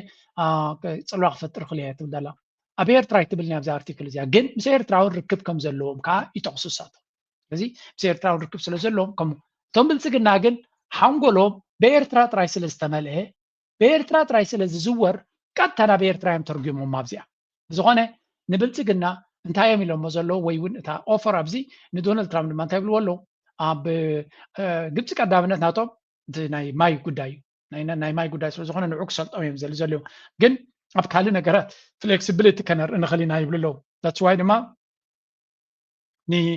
ንግብፂ ጥራይ ኣሚንካ ምስ ግብፂ ዓብ ዲል ምግባር ሓደጋ ክህልዎ ይኽእል እዩ ኣብ ዝሓለፈ ቪድዮ ናተኢለ ነይረ ንስዑድያ ጥራይ ግብፂ ጥራይ ንበይና ተተኣማምን ሃገር ኣይኮነትን ስለምንታይ ግብፂ ናፅ ሃገር ኣይኮነን ግብፂ ግደፍ ናይ ኣሜሪካ ፅልዋ ዘለዎ ገለመለ ግደፍዎ ኢማራት ፅልዋ ኣለዎም ኢማራት ዓብዪ ፅልዋ ኣለዎም ግብፂ ስለዚ እቲ ምስ ኢማራት ዘለዎም ዋላ እኳ ይጎራፈጡ እንተለዉ ኢማራት ክትእዝዞም ትኽእል ሃገር እያ ስለዚ ከምኡ ክሳብ ዝኾነ ምስ ግብፂ ተረዳዲኻ ንበይና ንግብፂ ጥራይ ሓደ ዓብ ዲል ክትገብር ኣይትኽእልና ምክንያቱ ብድሕሪት እውን ክሃርሙካ ዝኽእሉ እዮም ዝያዳ ኣብዚ ጉዳይ እዚ ስዑድያ ቀዳምነት ዋላ ግብፂ እውን ካልእ ኣርቲክል ወፂኡ ነራ ምፅልኩም ነይረ ንስዑድያ ያ ምስ ኤርትራ ዲል ንክትገብር ዝደፉ ዘለዉ ምክንያቱ ነቲ ኩነታት ጭዋዳ ዘለዎም ስዑድያ እዮም ይፈልጡ እዮም ሶም ስዑድያ ድማ ንኢማራት ካውንተር ክትገብራ ትኽእል እምበር ግብፂ ይኮነት ዳትስ ዋይ ሞር ንስዑድያ ዝደፉ እሳቶም እውን ንባዕሎም እሳቶም ማለት እዩ ሰብ ኣብዚ እንታይ ይብሉ Abiy Ahmed emphasized Ethiopia's urgent need for access, calling the country's geographic prison blah blah ንሱ ዝብሎ ዘሎ እዩ ኣብዚ ሕጂ ክልተ ካልእ ንዓት መስል ኣርቲክል እውን ወፂኣ ኣላ ብክልቲኡ ከሪአኩም እየ ምክንያቱ እዚ ጉዳይ እዚ ናይ ስዑድያ ምንቅስቃስ ጥራይ ኣይኮነን ዘሎ እዚ ካልእ ሓይሊ እውን ኣሎ ኣብዚ ቦታና ብዓብዪ ክዋሳእ ዝደሊ ዘሎ ዓብ ስትራቴጂ ዓብ ጌም ፕላን ገይሩ መፅኡ ዘሎ ንሱ እውን ክንሪኦ ኢና ኣብዚ መጀመሪያ ነዚ ናይ እስራኤል ንስማዕ To build a hexagon alliance. He describes it as a network of allied nations in and around West Asia. This strategic grouping is aimed at countering radical adversaries in the region. Netanyahu said this proposed framework would basically bring together countries that see eye to eye with Israel on key security and strategic issues. He specifically referred to India ahead of Prime Minister. So እንታይ ዝብል ዘለዎ ቤንያሚን ነተንያሁ ሓደ ናይ 6 ሃገራት ዘለዎ ሓደ ፍሉይ ኣላያንስ ክፈጥር ይሓስብ ከም ዘሎ እዩ ዝንገር ዘሎ እዚ ድማ ነዞም ናይ ሱኒ ሞስሊም ዝንቀሳቀስዎ ዘሎ ንዑ ንምቁፅፃር ሓደ ብሎክ ክፈጥር ይደሊ ከም ዘለዎን ንሱ ድማ ንህንዲ ዘለዎ ግሪክ ዘላቶ ኢማራት ዘላቶ ምናልባት ኣብ ኣፍሪካ እውን ይብል ግን ብርግፅ ኢትዮጵያ ይከውን ዝኽእል ኣብ ኣፍሪካ ምክንያቱ ንግብፂ ነፍሲ ወከፍ ሰብ ካውንተር ኣለዎ ህንዲ ክብል ከሎ ንፓኪስታን ማለት እዩ ኢማራት ክብል ከሎ ንስዑድያ ማለት እዩ ግሪክ ክብል ከሎ ንቱርኪ ማለት እዩ ደን ኢትዮጵያ ክብል ከሎ ድማ ንግብፂ ማለት እዩ ስለዚ ንኩላቶም ኣንፃር ናታቶም ሒዙ ሓደ ብሎክ ከቁም ንሶማልያ ድማ በቲ ሶማሊላንድ ማለት እዩ ገይሩ ሓደ ኣላያንስ ክገብር ይብገስ ከም ዘሎ እዩ ዝንገር ዘሎ ምናልባት ኣብዚ ቀረባ ናይ ህንዲ ፕራይም ሚኒስተር ናው መስከደ ሽዑ ፓብሊክ ክገብሮ ኢሉ ኣሎ ስለዚ እንታይ ኢና ንርኢ ዘለና ሓደ ሓያል ዝኾነ ናይ ኣላያንስስን ናይ ሽርክነትን እዚ ጥራይ ግን ኣይኮነን ብክልተ መንገዲ ከስማዓኩም እየ ተመሊስና ክንሪኦ ምንታ I think I read an anti-Turkey element in this too, given that Turkey has very strong ties with Somalia. You could argue that Somalia is probably Turkey's kind of anchor state in the Horn. Turkey's been a major player there since 2011, really. And in 2024, when Ethiopia was flirting with recognizing Somaliland as well, the Somali government ran to Turkey and signed a big economic military deal. Then that if you don't have a strong Somaliland, would then ostensibly እንታይ እዮም ዝብሉ ዘሎ ኣብዚ ድማ እቲ እስራኤል ኣብ ቀርኒ ኣፍሪካ ትመፁ ዘላ ኣካል ናይቲ ሑቲ ወይ እውን ናይቲ ቀይ ባሕሪ ናይ ኢራን ፀቕጢ ንምምካት ጥራይ ዘይኮነ ንቱርኪ ካውንተር ንምግባር እዩ ካውንተር ማለት ድማ ንምምካት እዩ ሶማልያ ቱርክ ኣብ ሶማልያ ዓብይ ፉትፕሪንት ወይ እውን ዓብይ ቦታ ሒዛ ኣላ ዳርጋ ሶማልያ አንከር ስቴት ናይ ቱርኪ ገይራ ኮይና ኣላ ሕጂ ከምኡ ስለ ዝኾነ ቱርኪ ከም ዝስኢልካ ተገዲፍካ ትፅልዋናታ መመሊሱ ንዓብለለን ንዓበየን ክኸይድ ስለ ዝኽእል ነዚ ኩነታት እዚ ናይ ግድን እስራኤል ካውንተር ክትገብረሎ ኣብቲ ከባቢያ ጥራይ ዘይኮነ ኣብ ካልእ ቦታ ከይዳ እውን ክትምክታ ክትክእል ኣለዋ ንዝብል ኢና ንርኢ ዘለና ስለዚ እዚ ከባቢና ኣራግዝ ክውዳእሉ ዝኽእል ኩነታት ኢና ንርኢ ዘለና It's a very serious situation እዞም ኩሎም ሃገራት ካብ ዓዶም ወፃኢ ዝገብርዎ ዕንደራ ሓደጋ ከም ዝኽእል እዩ ኣብዚ ኩሉ ንሪኦ ዘለና ተመሊሰና እዚኣ ቁርብ ከስማዓኩም እየ ካልእ ኣርቲክል ወፂኣ ነይራ ኣብዚ ድማ እንታይ ዝብል ነዚ ንሰምዖ ፀናሕና ብምሉ እቲ ትንክፍ እያ ንሳ ድማ ኣብ ኣፍሪካን arguments ትብል እያ ገለ ወፂኣ እንታይ ዝብል ስ ድማ the horn and the gulf እቶም ጋልፍ ዝበሃል ሃገራት ኣብ ቀርኒ ኣፍሪካ how a new geopolitical confluence is emerging ከመይ ኢሉ እቲ ከባቢና በዘን ናይ ጋልፍ ስቴትስ ይፅሎ ከም ዘሎ እዩ ግን it's beyond that ካብኡ ንኒአው እዩ እቲ ኩነታት ከም ንሪኦ ዘለና ኣብዚ ንነፍሲ ወከፍ ሃገር ኣብ ቀርኒ ኣፍሪካ ዘላ እናጠቐሱ እዮም ኣናሊሲስ ዝገብሩ እዚ ከዓ ካብ ዝተፈላለየ ምንጭታት ካብ ዓበይቲ ስኮላርስ ዝመፅእ ዘሎ ኣርቲክልስ ኢና ንርኢ ዘለና ምናልባት ንዞባና ልዕለና ይፈልጥዎን እዮም ክንብል ኣይንኽእል ኢና ግን ሓደ ሓደ ግዜ ድማ ንሕና ዘይንፈልጦ ሓበሬታ ኣሎ ብዛዕባ ሃገርና ጥራይ ዘይኮነስ ብዛዕባ እቶም ዓበይቲ ኣክተርስ ዝሓስብዎን ዝምድብዎን ዘለዉ ካብዚኣቶም ኢኻ ትረኽቦ ካብ ተራ ሚድያታት ጥራይ ዘይኮነስ ካብ ሞር ስኮላርሊ ኣርቲክልስ ከምኡውን ናይ ካብቶም ዓበይቲ ፓብሊኬሽንስ ሓደ ሓደ ግዜ ኣገዳሲ ሓበሬታ ወፅዩ ንቐፅል ኣብዚ ድማ ኩሉ ግዜ ኤቪደንስ ቤዝድ ክንገብር ስለ ንደሊ ነቲ ኣርቲክል ኣምፂና ፀሚቑና ክንበኩም ኢና ንፍትን ንኩሉ ከነንብቦ ግዜ ስለዘይኣክል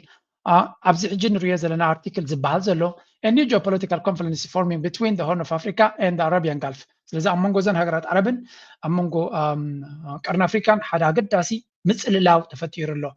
the Red Sea corridor is becoming a central arena where African and Gulf interests intersect እዚ ቦታ እዚ ቀይሕ ባሕሪ ድማ እዚ ናይ ዓረብ ኢንፍሉወንስን ናይ ኣፍሪካ ኢንፍሉወንስን ኣብኡ ይገራጮን ይራኸብ ከም ዘለዎን ረብሓታት ናቶም ድማ ይደባለቕ ከም ዘሎ ወይ እውን ይገጣጠም ከም ዘሎ እዩ ዝነግረና ዘሎ ስለዚ ረብሓታት ድማ እዮም ኩሉ ግዜ ኣገዳሲ ኩሉ ሰብ ናብ ረብሑ እዩ ዝኸይድ ናይ ሕጂ ኣብዚ ናይ ነፍሲ ወከፍ ሃገር ፈልዩ ክነግረና እዩ ፎር ኤግዛምፕል drivers of the convergence security concerns ሕጂ እቲ ምቅርራባት ካበይ ዝብገስ እዩ እንድሕር ኢልና ቀዳማይ ናይ security ሕቶ ስለ ዘሎ እዩ እዚ ከዓ Gulf states seek influence over Red Sea maritime routes to protect trade and energy flows እዘን ሃገራት ዓረብ ቁጠበአን ዓብ ክፋል ናቱ ኣብ ነዳዲ ዝምርኮስ ስለ ዝኾነ ነቲ መስመር ነዳዲ ዝንቀሳቐሳሉ ፀጥታ ናቱ ንክሕልዋ ፀጥታ ናቱ የገድሰን እዩ ኣብቲ ፀጥታ ናቱ ድማ ፅልዋ ክህልወን ይደልያ ስለዚ ብፍላይ ቀጠር ኢልካ ስዑድያ ኢልካ ኢማራት ብምሎም ካብኦም ወፅዩ ናብ ኤውሮጳ ስለ ዝመፅእ ናብ ኤውሮጳ ክኸይድ ከሎ ድማ ብቀይሕ ባሕሪ ስለ ዝሓልፍ ኣብቲ ቦታቲ ዝኾነ ከየጋጥሞ ነቲ ናቱ ውሕስነት ክሕልዋ ይደልያ በዓል ኤርትራ ድማ ኣብዚ ቀዳሞት ተደለይቲ ሃገራት ይኾና ማለት እዩ ካልኣይ ኢኮኖሚክ ኢንትረስት ናይ ቁጠባ ረብሓ ድማ ካብቲ ናይ ሴኪሪቲ ፈሊኻ ዝረአ ኣይኮነን ካብ ነዳዲ ወፃኢ ቁጠባ ክገብራ ዘልያ ስለ ዘለዋ ኢንቨስትመንትስ ኢምፖርትስ ኢንፍራስትራክቸር ን ኣግሪካልቸር ሊንክ ጋልፍ ካፒታልስ ዊዝ ሆርን ስቴትስ ስለዚ እዘን ሃገራት ዓረብ ነዳድን ካልእ ማዕድናትን ሂብዎን ክኸውን ይኽእል ጋዝ ሂብዎን ክኸውን ይኽእል እዩ መሬተን ግን ደረቕ እዩ መግቢ ድማ የድልዮም እዩ ስለዚ ኣብ ቀርኒ ኣፍሪካ ክመፁ ከለዉ ፀጋታት ይደልዮም ማዕድናት ድዩ ልዕሊ ኩሉ ድማ ሕርሻዊ መሬት እውን ይደልዮም ስለምንታይ ኣብ ከባቢኦም ዘሎ ኣፍሪካ ካ ስለ ዝኾነ ኣፍሪካ ግን ዘይተመዝመዘ እቲ ዝበለፀ ስቡሕ መሬት ዝሕረስ ኣብ ዓለምና 600 ዝሕረስ መሬት ናይ ዓለምና ኣብ ኣፍሪካ እዩ ዘሎ ስለዚ ንኣፍሪካ ክጥምቱ ከም ካልኦት ሃገራት ጥቅዖምካ ስለ ዝኾነ ማለት እዩ ሳልሳይ ፖለቲካል ኣላይመንት ጋልፍ ፓወርስ ኢንክሪዚንግሊ ሼፕ ዶሜስቲክ ፖለቲክስ ኢን ኢትዮጵያ ሱዳን ሶማሊያ and Eritrea ስለዚ እዞም ሃገራት እዚኣቶም ድማ ነቲ ውሽጣዊ ፖለቲካ ናይ ዘን ሃገራት እውን ፅልዋ ይገብሩ እዮም ንኤርትራ እኳ ክንብል ኣይንኽእል ኢና ግን ድሓን ኣብቲ ሊስታ እትዮም ኣለዉ ብፍላይ ግን ናይ ውሽጣዊ ፖለቲካ ናይ ኢትዮጵያ ናይ ውሽጣዊ ፖለቲካ ናይ ሱዳን ናይ ሶማልያ ናይ ሰለስቲኡ እዘን ሃገራት ዓረብ ይዝውርኦ ኣለዋ እየን ዓብ ፅልዋ ኣለውን እያ ኣብ ኤርትራ ግን ያ ክንሕውስ ኣለና ስለ ዝኾነ እዩ ጅቡቲ ግን ፕሮባብሊ ካልኦት ስለ ዘለዎ ረሲዖም ኣለዉ ሕጂ ኣገዳሲት ኣብዛ ሳልሰይቲ ነጥቢ ዘለያ ነፍሲ ወከፍ ሃገር እንታይ ረብሓ ናቶም ወይ እውን ከመይ ይኸድሉ እቲ እቲ ሃገራት ናይ ረብሓ ናይ ዘን ሃገራት ብኸመይ ይሰርሕ ኣሎ ስዑዲ ዓረብን ኢማራትን ኢሉ ኣሎ መጀመርያ assertive in mediating conflicts example Eritrea Ethiopian peace ሱዳን ትራንዚሽንስ ስለዚህ سعوديان إماراتن حيال زخونة شمقلنا ديو مفتاحنا نقرادي تسلوانا مقبار بفلاي أبتنا إيرتران توبيان سلام كما تسغلو كليتيان هقرات أبت سلوان يروان أبقو داينا السودان دما بخلتي وقام كينان أبت سلوان لون سلازي أبقرنا أفريكا نسلام نرقاتن يقول أبت سلوان الجير ما إثيوبيا كليتيوم يبالو على لوس أنين لان ريينا ناي قطرن تركن كانتايو compete through soft power aid and ideological influence ناي قطرن تركن دما يورادرو يمساتهم جن بخال منجد سدما soft power بحجز برد إيت كم دما ideological بمسلمنا سلزي ideologically زي Muslim Brotherhood إنجلن زبال نوعي يتقامو يبلالو سالساي جبسي frames Red Sea security as existential opposing Ethiopia's ambitions and asserting literal state prerogatives سلزي جبسي دما كي بحرنا عاي ناي security نهلاوه security ناتي أقداسيو إثيوبياس بحقنا نا إثيوبيا بحقي أبقى بحر دما ز كعصر لوتبل تقامو كي بحر دما نتن هجرات أو زلوات رايز ملكات قدايو بمبال دما تمجتي بالله سلزي ناب تحتك خدو خلو نايزين ناي هجرات عرب نرزقنينا أفريقيا وين كنت يحسبوا إثيوبيا seeks sea access balancing Gulf partnerships with sovereignty concerns إثيوبيا ناي أفتق بحري حتى اللواء نزم كلنا هجرات عرب بالانس كتجبرن كلنا كتم حضرن وين كت مانج كتجبرن يتفتن لولا ونتا دما صقم اللواء لولا ونتا تاب صقم ونيتو إمارات قبل لولا ونتا ونأتي حتى خمزلا ناي وسانا عقبنا تاون درود كوين اللو كلتا السودان fragmented politics make it vulnerable to Gulf patronage Gulf السودان دما تماغ إلى سلزلا كلهم ببو وجنون كينهم نتهجر تقاطع على مالتي Somalia Gulf rivalries play out through competing alliances with Mogadishu and regional states. Ab Somalia dema እዚህ ባእስና ይዞም ናይ ጋልፍ ሃገራት ገሊኦም ምስ ፌደራል መንግስቲ ካልኦት ድማ ምስተን ስቴትስ ኮይኖም ሕንፍስፍስ ናይ ሃገር የብሉለው ናብ ኤርትራ ክወርዱ ከሎ እንታይ ብሉ ኤርትራያ leverages isolationist strategy while benefiting from Gulf military and financial ties. ኤርትራ ካብዚ ኩሉ ولا እኳ ተነፂላ እንተላ ምስ ኩሎም ዘይተፀጋዕ ተኾነት ናይ ተነፅሎ ስትራቴጂ ኣለዋ እዮም ዝብሉ ዘለዉ ከምኡ ኣይኮነን ግን ካብዚ ኩሉ ዘሎ ፀገማት ትኸስብ ዘላ ኤርትራ እዮም ይብሉ ኤርትራ ዘለዋ ልኡላዊ ኣቃውማ ነዚ ዘሎ ኩነታት ክትምዝምዞ ዕድል ይባ ይብሉ ኣለዉ ኤርትራ ዘለዋ ፖዚሽን ነዚ ሕጂ ተፈጢሩ ዘሎ ሓጓፍ ሌቨሬጅ ኣለዋ ኤርትራ ክትምዝምዞ ትኽእል እያ ምክንያቱ ናፃ ዝኾነ ናብ ሓደን ዘይወደቐ ስለ ዝኾነት ናብ ሓደ ምስ ሓደ ብሎክ ኮይና ሓገዛት ረኺባ ዝያዳ ነዚ ክትረብሓሉ ትኽእል ኤርትራ እዮም ዝብሉ ኦኬ نقطة strategic implications. The Horn Gulf nexus is not just transactional. It is reshaping sovereignty, security, and integration. إذن Gulf ودر أبزكبا نزكار أفريقيا عبس الواكل ويو. زخا إن كان هبان ترايد كونس نتلو لونه نيتن هاجر كتير كيف زغلي كفرسان زغليو كمدما عبي متسسارن كونتاتن كفتروني خلي. External powers US, EU, China must now navigate a multi-layered regional order where Gulf states are central actors. ስለዚህ አሜሪካ፣ ኤውሮፓ፣ ቻይና ኩላቶም ኣብዚ ቦታ እዚ ኣብ ቀርኒ ኣፍሪካ ቦታ የብሎምን በዘን ሃገራት ዓረብ ገይሮም እዮም ክመፁ ዘለዉ ይዝባል ዘሎ ዝያዳ ምስተን ሃገራት ራይደ ኮነስ ንኣብነት ንኢትዮጵያ በይኑ ክዛረቡ ኣይክእሉን እዮም ንኢማራት ክዛረቡ ክኽእሉ ኣለዎ ወይ እውን ንካልእ ክዛረቡ ክኽእሉ ኣለዎ ምክንያቱ በይኑ ኢትዮጵያ ክገብር ኣይክእልኒ ኣብ ኤርትራ it's again a different story. Maritime security እንድሕር ኢልና ድማ energy corridors and political patronages are converging into a shared geopolitical space. ስለዚህ እዚ አርቲክል እዚ ኣገዳሲት እያ ኣብዚ ኩሉ ንዕዘቦ እንተለና ድማ ኤርትራ እንተተጠቂሳ ኩሉ ግዜ ፅልዋ ዘለዋን ኣገዳሲ ቦታ ሒዛ ዘላ ሃገር ምዃና ኢና ንግንዘብ ዘለና and this is very very important ኣብዚ ሕጂ ዘለናዮ መድረክ ማለት እዩ ካብዚ ኩሉ ተበጊስና ሕጂ ናበይ ክመልሳ ንኽእል ነዚያ ምዚ ናይ ፅልዋታት ምስፍሕፋሕ ንብሎ ፀናዕና ምዚ ናይ ቱርክ ዝብልዎ ዘሎ ምዚ ናይ እስራኤል ተሓስቦ ዘላ ዝበሃል ዘሎ ኩሉ ደሚርካ ክትሪኦ ከለካ እስከ ደሓን ንኢትዮጵያ ክንዛረብ ስለ ፀናዕና ነዚያ ንስማዕ እያ ቀንድ ላይ ከፍተኛ ፉክክር ከፍተኛ ውድድር ውስጥ የገቡ ጉልበተኛ ወጠምሻ ሀገሮች ናቸው ሀገራችን ደግሞ በማያገባት ጉዳይ ገብታ መሀከላቸው ትገኛለች ትልቁ ፉክክር አሁን የተደረገ ያለው በሶማሊላንድ ጉዳይና በሱዳን ጉዳይ ነው በሶማሊላንድ ጉዳይም በሱዳን ጉዳይም እጅ አብይና ብልጽግና እጃቸውን ከተው ስላሉ አንዱ እጅህን አውጪ ለማለት እጅ ለመጠምዘዝ እየመጣ ነው ያለው አንዱ ደግሞ አይ እዛው ቆይ ይላል ያለ ነው ማለት ነው ቱርክና ሳውዲ አረቢያ በሱዳን የጃንጃዊድን ሚሊሻ ማየት አለብሽ ነው። በተመሳሳይ መልኩ ከም ትሪእዎ ዘለኹም ኣብ ኩሉ ጉዳይ ኣብይ ኣሕመድ ኢዱ ይትይሎ እዚ ኢዱ ይትይሉ ዘሎ ኣብ ሶማልያ ጉዳይ ተኮይኑ ጉዳይ ናይ ሶማሊላንድ ሃገራት ዓረብ ብምልአን ኣንጻር እስራኤል እየን ዝምክታ ዘለዋ ኣብይ ኣሕመድ ድማ ኣብታ ጉዳይ እትያ ኣትይሎ እዚ እንታይ መርገፂ ክወስድ ትኽእል ኣብ ጉዳይ ናይ ሱዳን again ብምልአን ተን ሃገራት ዓረብ ኣንጻር እስራኤልን ኢማራትን እየን ዘለዋ ኣብኣ እውን እንተኾነ ምስተን ውሕዳት እዩ ዘሎ ስለዚ ኤርትራ ብዓብዩ ገሊኡ ብናታ ፃዕሪ ገሊኣ ድማ በቲ ተፈጢሩ ዘሎ ብሎክ ዲፕሎማሲ ናታ እናዓበየ እዩ ዝመፅእ ዘሎ ስለዚ ብዙሓት ሃገራት ወላ ቀጥታዊ ዲፕሎማሲ ምስ ኤርትራ እንተዘይብሎም እቲ ኣላያንስ ናቶም ግን ምስ ኤርትራ እዩ ዘሎ ስለዚ እዚ እንታይ ይፈጥር ኣሎ ንኢትዮጵያ ምስ ሕጂ ዘላቶ ትቃፀል ዘላ ሃገር ኣብ ሓደጋ ዘላ ሃገር ምስ ምዃና እቲ ዘሎ ናይ ዝተፈላለዩ ሓይልታት ተበጊሶምሉ ዘለዉ ነታ ሃገር ኣብ ሽግር ንክትወድቕ ዘሎ ተኽእሎ ዓብዩ ብልፅግና ግን ኣገይን ዝጓየሉ ሓይልታት ኣለዉ እዮም ወላ ውሕዳት ይኹኑ እምበር ኣግረሲቭሊ ይንቀሳቐሱሉ ከም ዘለዉ እዩ ዝንገር ካልእ እውን ኣብዚ ሓንቲ ብዛዕባ እዚ ክዛረቡ ከለውን ሰሚዐ ነይረ አረቢያና ዩኤኢ ነው። ሳውዲ አረቢያ ዩኤኢ ለአብይ አህመድ አሁን ከሻቢያ ጋር ውጊያ እንዲያደርግ ከዛሬ 2 ዓመት በፊት ለ30 ነው ለ40 ዓመት ወደብ ኪራይ ተስማምቶ ነበር። በኋላ አይቻልም ብሎ ከለከለ። ወደ ጅቡቲ ሄደች። ወደ ጅቡቲ ሲሄድ የጅቡቲ መንግስትም ፈቃደኝነቱን አይቻልም ብሎ ስለከለከለ አሁን ምንድነው ኤርትራን እንዲወጋ የሚያደርግ ለዚህ ነው የጃዙር ውጊያ ለማድረግ ከፍተኛ የሆነ ተነሳሽነት የተነሳው። አሁን ግድቡ ባለበት በሁለተኛ ቤንሻንጉል ጉሙዝ ላይ 10,000 ሰልጣኝ የሚይዝ ካምፕ ለሱዳን ተቃዋሚ ስልጠና እንዲያከናውኑ የተለያየ ነገር እንዲያደርጉ እዛ ውስጥ ፈቅዶ ሰጥቷል። እዛው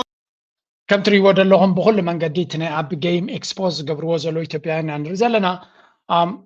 ኢማራት ካብ ኤርትራ ዝወፀት ሓደ ካብቲ ዝበሃል ነዊሕ ዝኾነ ሊዝ ኣብ ኤርትራ ናይ ነዊሕ ዓመታት ክራይ ይደልዩ ከም ዝነበሩን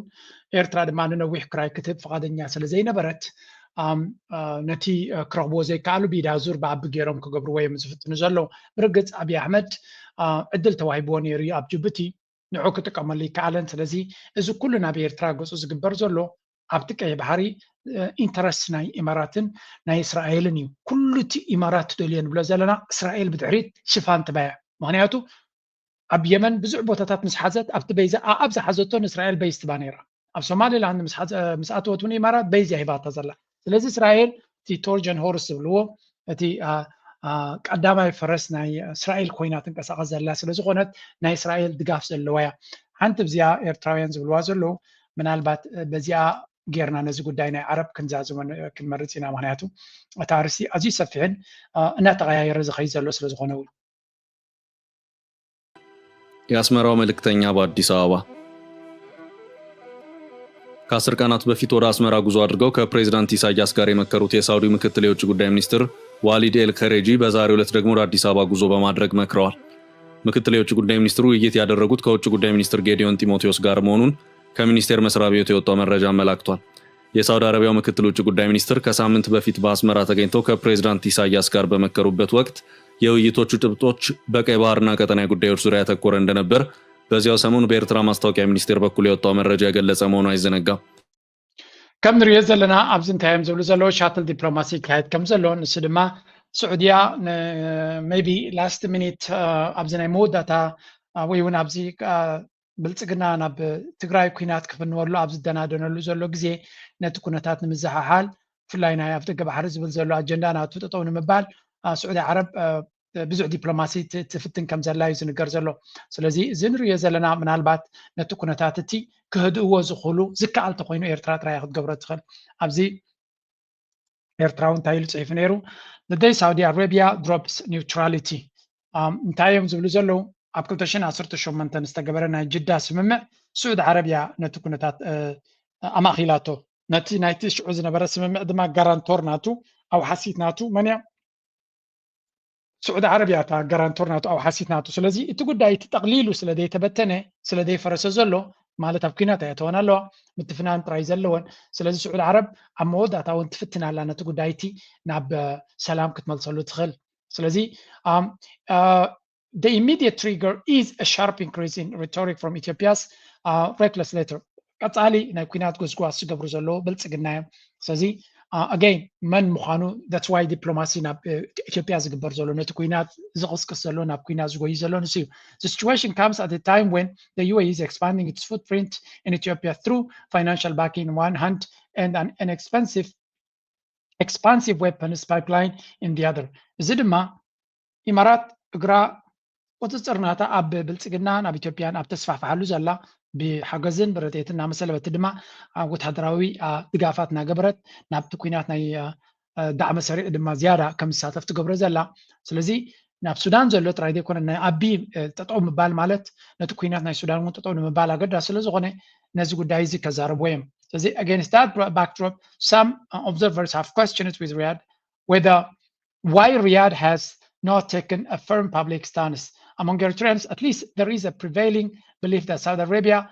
restrained its link to its role as a guarantor. The 2018 Jintayu Imarat neti kunatatati ni Ethiopia hiza ab Sudan to Gobrazala Naftakab to Gobrazala Narayet Saudia Silemtai Hayal Zohone Mergets or Sidan Arabic Kayze Kalif Nizibil Saudia Sab Hiji ንክልቲኦም ክትዓረቕ ትኽእል ሃገር ቦታ ዘለዋ ምዃናውን ምግንዛብ የድሊ ስለዚ ዋላ እኳ ምስ ኤርትራ እቶም ናይ መብዛሕትኦም ክዛረቡ ከለዉ ኤርትራን ስዑድያን ዝበለፀ ዝምድና ዘለወን ስዑድያሲ ኣንጻር ኢማራት ምስ ኤርትራ ከም ዘላን ኣቢ ድማ ምስ ኢማራት ከም ዘለዎም ገይሮም ይገልፁ ተኾኑ ስዑድያ ግን ምስ ኢትዮጵያ እውን ኮኔክሽን ኣለዋ ስለዚ ንብልፅግና ክትእምነ ትኽእል ምናልባት እንተላ ስዑድያ ኢሎም እዮም ዝኣምኑ ዘለዉ ነቲ ሽምግልና ድማ تمرح تقل نطلق تخلوتات نطلق إنه نسا كتجبر تقل سلزي تناي مودة تفتنتات نايشم قلنا ون بسعودية كجبر تقل إف سلام كما تقولين بزخوني يقول من قدام زكاة بدما بالسعودية ترايا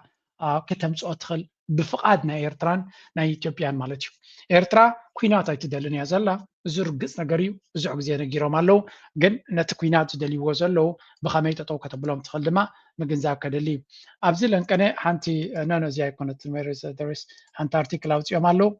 درجة بلتقنا بقلتي صرفن مدخا من إيرترا كم نبور جيرو موشيدو ميم زخا من يزيد عرفة بوليتيكا تسفاز غورتي The Asmara doctrine regime survival through regional fragmentation in the Horn ناي إيرترا سرعات كنبر ندحر خوينو أبقرنا أفريقيا مفرراس بممسات رايو كما يقر كان يشتيها قرنا بالكايا نملوك أرنا أفريقيا كتفرست غليل كاتأمني لزحاتهم سي يلن دخوينو زغاني كم ريوزا لنا تقول دايب لإيرترا مرة ريزنت ما كم زي أبك إمتان حرق أنن إمتاكو حمد ليتهم حرق أنقنا اللو Daibulus Kabzi, Eritrea, despite being small and economically constrained, exerts disproportionate influence in the Horn of Africa. Its foreign policy is guided by survival doctrine, regime preservation through regional, blah, blah. So strong, coherent neighboring states are. Daibulus መንግስቲ ኤርትራ ንእሽተዩ ቁጠባናቱ ድማ ድሩት ክነሱ ኣብቲ ናይ ዞባና ፅልዋ ግን ካብቲ ዓቐናቱ ኣፀቢቑ ዝዓቢ ፅልዋ ከም ዘለዎ የስ you should recognize that ኤርትራ መልዓቕ ማለት ንጥፍኣትካ ምቅልጣፍ ምዃኑ ጥራይ ክርዳእኩም ኣለዎ ስለዚ ትኻሊ ዝብሎ ዘሎ ናይ ኤርትራ ስርዓት ንክህሉ ኣብቲ ከባቢ ሰላምን ርቃትን ክህሉ የብሉን ና ንሕና ንመንግስቲ ኤርትራ ንቃወመ ኤርትራውያን ብዛዕባ ናይ ዞባ ሰላምን ርቃትን በዓለ ድዩ ይፈልጥ ኣብ ጉዳይና ጥራይ ንግበር ስለንብል እዩ እምበር እቲ መንግስቲ ኣብ ኤርትራ ዘሎ ብዛዕባ እቲ ዞባ ብጣዕሚ እዩ ዝግደስ ሰላምን ርቃትን ናይቲ ዞባ ብጣዕሚ እዩ ዘገድሱ ግን ብግምጣሉ እዮም ዝኸሱ ኻዚኦም كل جزء نتمنجسي بقوم تعالوا برج جل إيرترا بعلى فلت صوبا يمزول ولا قوات منجسي إيرترا نسيت كيلي قبرون تزيلو أتني زوباز جبر زولو نبانا ونزمت سلسلة قدامنا السودان ديجز تزارينا دعم سري ندعم سري فامدز جبر زولو إيرترا كوت غزة اللي زل حيلي نعبز زبل زولو نزوبنا ونعنا ونحدا جاي أب سوماليا زولو نعنا ونحدا جاي سلزي تحدا جا أب نفسها خي مسكا غلو بوحد عقمي بوحد باجت نتومسك على سوا زلو محجاز اتزبلت استراتيجيو سلازي كم سلازو خوني ساتون بإيرترا بتعميو إمتازلو تساقمهم تايو استراتيجي سلازي بلو أرحيقهم سلازي تمتو حاو ما مستغاص على كتفو سلازي فتنين بار أرحيق كانت تميتكا بتحدا قابيالو تريسكا بيالو كالتيفكا استراتيجي خاقت قبر تخليقا تناتكا شركنا تادما زواز أكاتري عبقن زياء بلو كابلو من نسبح سلازي نبرزولو كل جزي أب مفنتران أجرجرين شجرين مساعة ويو that's why دما تمناتو ميديا الشعبية أرحيق وزت متوز أوتوز اللو جيم كواحد الله ما يكلني زلو منين كبلو دما يوعلو نقوم بشيء منين بكا منين نزخونو بوليتيكا وكايدا نريلهم زلنا بكا دنقص قلنا بركة على الاستراتيجية ካብዚ ቀፂልና መንግስቲ ኤርትራ እውን ነዚ ዝካየድ ዘሎ ናይ ብልፅግና ሸብዳዕዳዕ ብርቱዕ ዝኾነ መልሲ ቀፃሊ ዝህብ ዘሎ ስለዚ ነፍሲ ወከፍና ኸድና ሼር ክንገብር ክንክእል ኣለና ኣብዚ ናይ ሕጂ ዝብልዎ ዘለው ነጥቢ ብነጥቢ እዮም ክመሊሶምሎም እዚ ዝገብርዎ ዘለው ናይ ኩናት ጎስጓሳ በዋሳ ዝተገበረ መቐፀልታ ናይቲ ብተደጋጋሚ ክግበር ዝፀንሐ ካርታታት ናይ ኤርትራ ከም ዝናገበርካ ዝግበር ዝነበረ ኣብ ነፍሲ ወከፍ ወታደራዊ መመረቕታ ናይ ኤርትራ ሉላውነት ምድፋርን ኣብ ካልእ ቦታታት እውን ተመሳሳሊ ክግበር ዝፀንሐ ንዓና ጥራይ ዘይኮነ እውን ናብ ሶማሊላንድ እውን ዝተገበረ መርኣያ ናቱ ምዃኑ ፅቡቅ ጌራ ኤርትራ ገሊፃ ነይራ እዚ ድማ ኩሉ እቲ ዝገብሮ ዘሎ ናብ ኩናት ናይ ምኻድ ሕልሚ ከም ዘለዎን ንዕኡ ንምስላጥ ዝገብሮ ዘሎ ታክቲክ ምዃኑን ሕብረተሰብ ዓለም ክግንዘቦ ኣለዎ ከም ወትሩ እታ ንሕና ንብላ ፅብቕቲ መልሲ ትወሃብ ዘላ ደስ እያ ትብለና ግን ጥራይ ናብቶም ዝምልከቶም እውን እንተዝስደድ ነይሩ እዚ ኣርቲክልስ እዚ ብጣዕሚ ደስ ምበለና ብዝኾነ ግን ክርእይዎ ዝኽእሉ ኣብ ቦታ እዩ ዝወፅእ ዘሎ መንግስቲ ኤርትራ እንታይ ይምልስ ኣሎ ክርእዩ እንተደልዮም ክርእዩ ይኽእሉ እዮም ግን ብወግዓዊ ኣይተሓበረና ምባል ከየመፅእ ትፈሪኻ ኣነ እውን ነታ ናይቱ ትዊት ገይረ ኣጉልዐ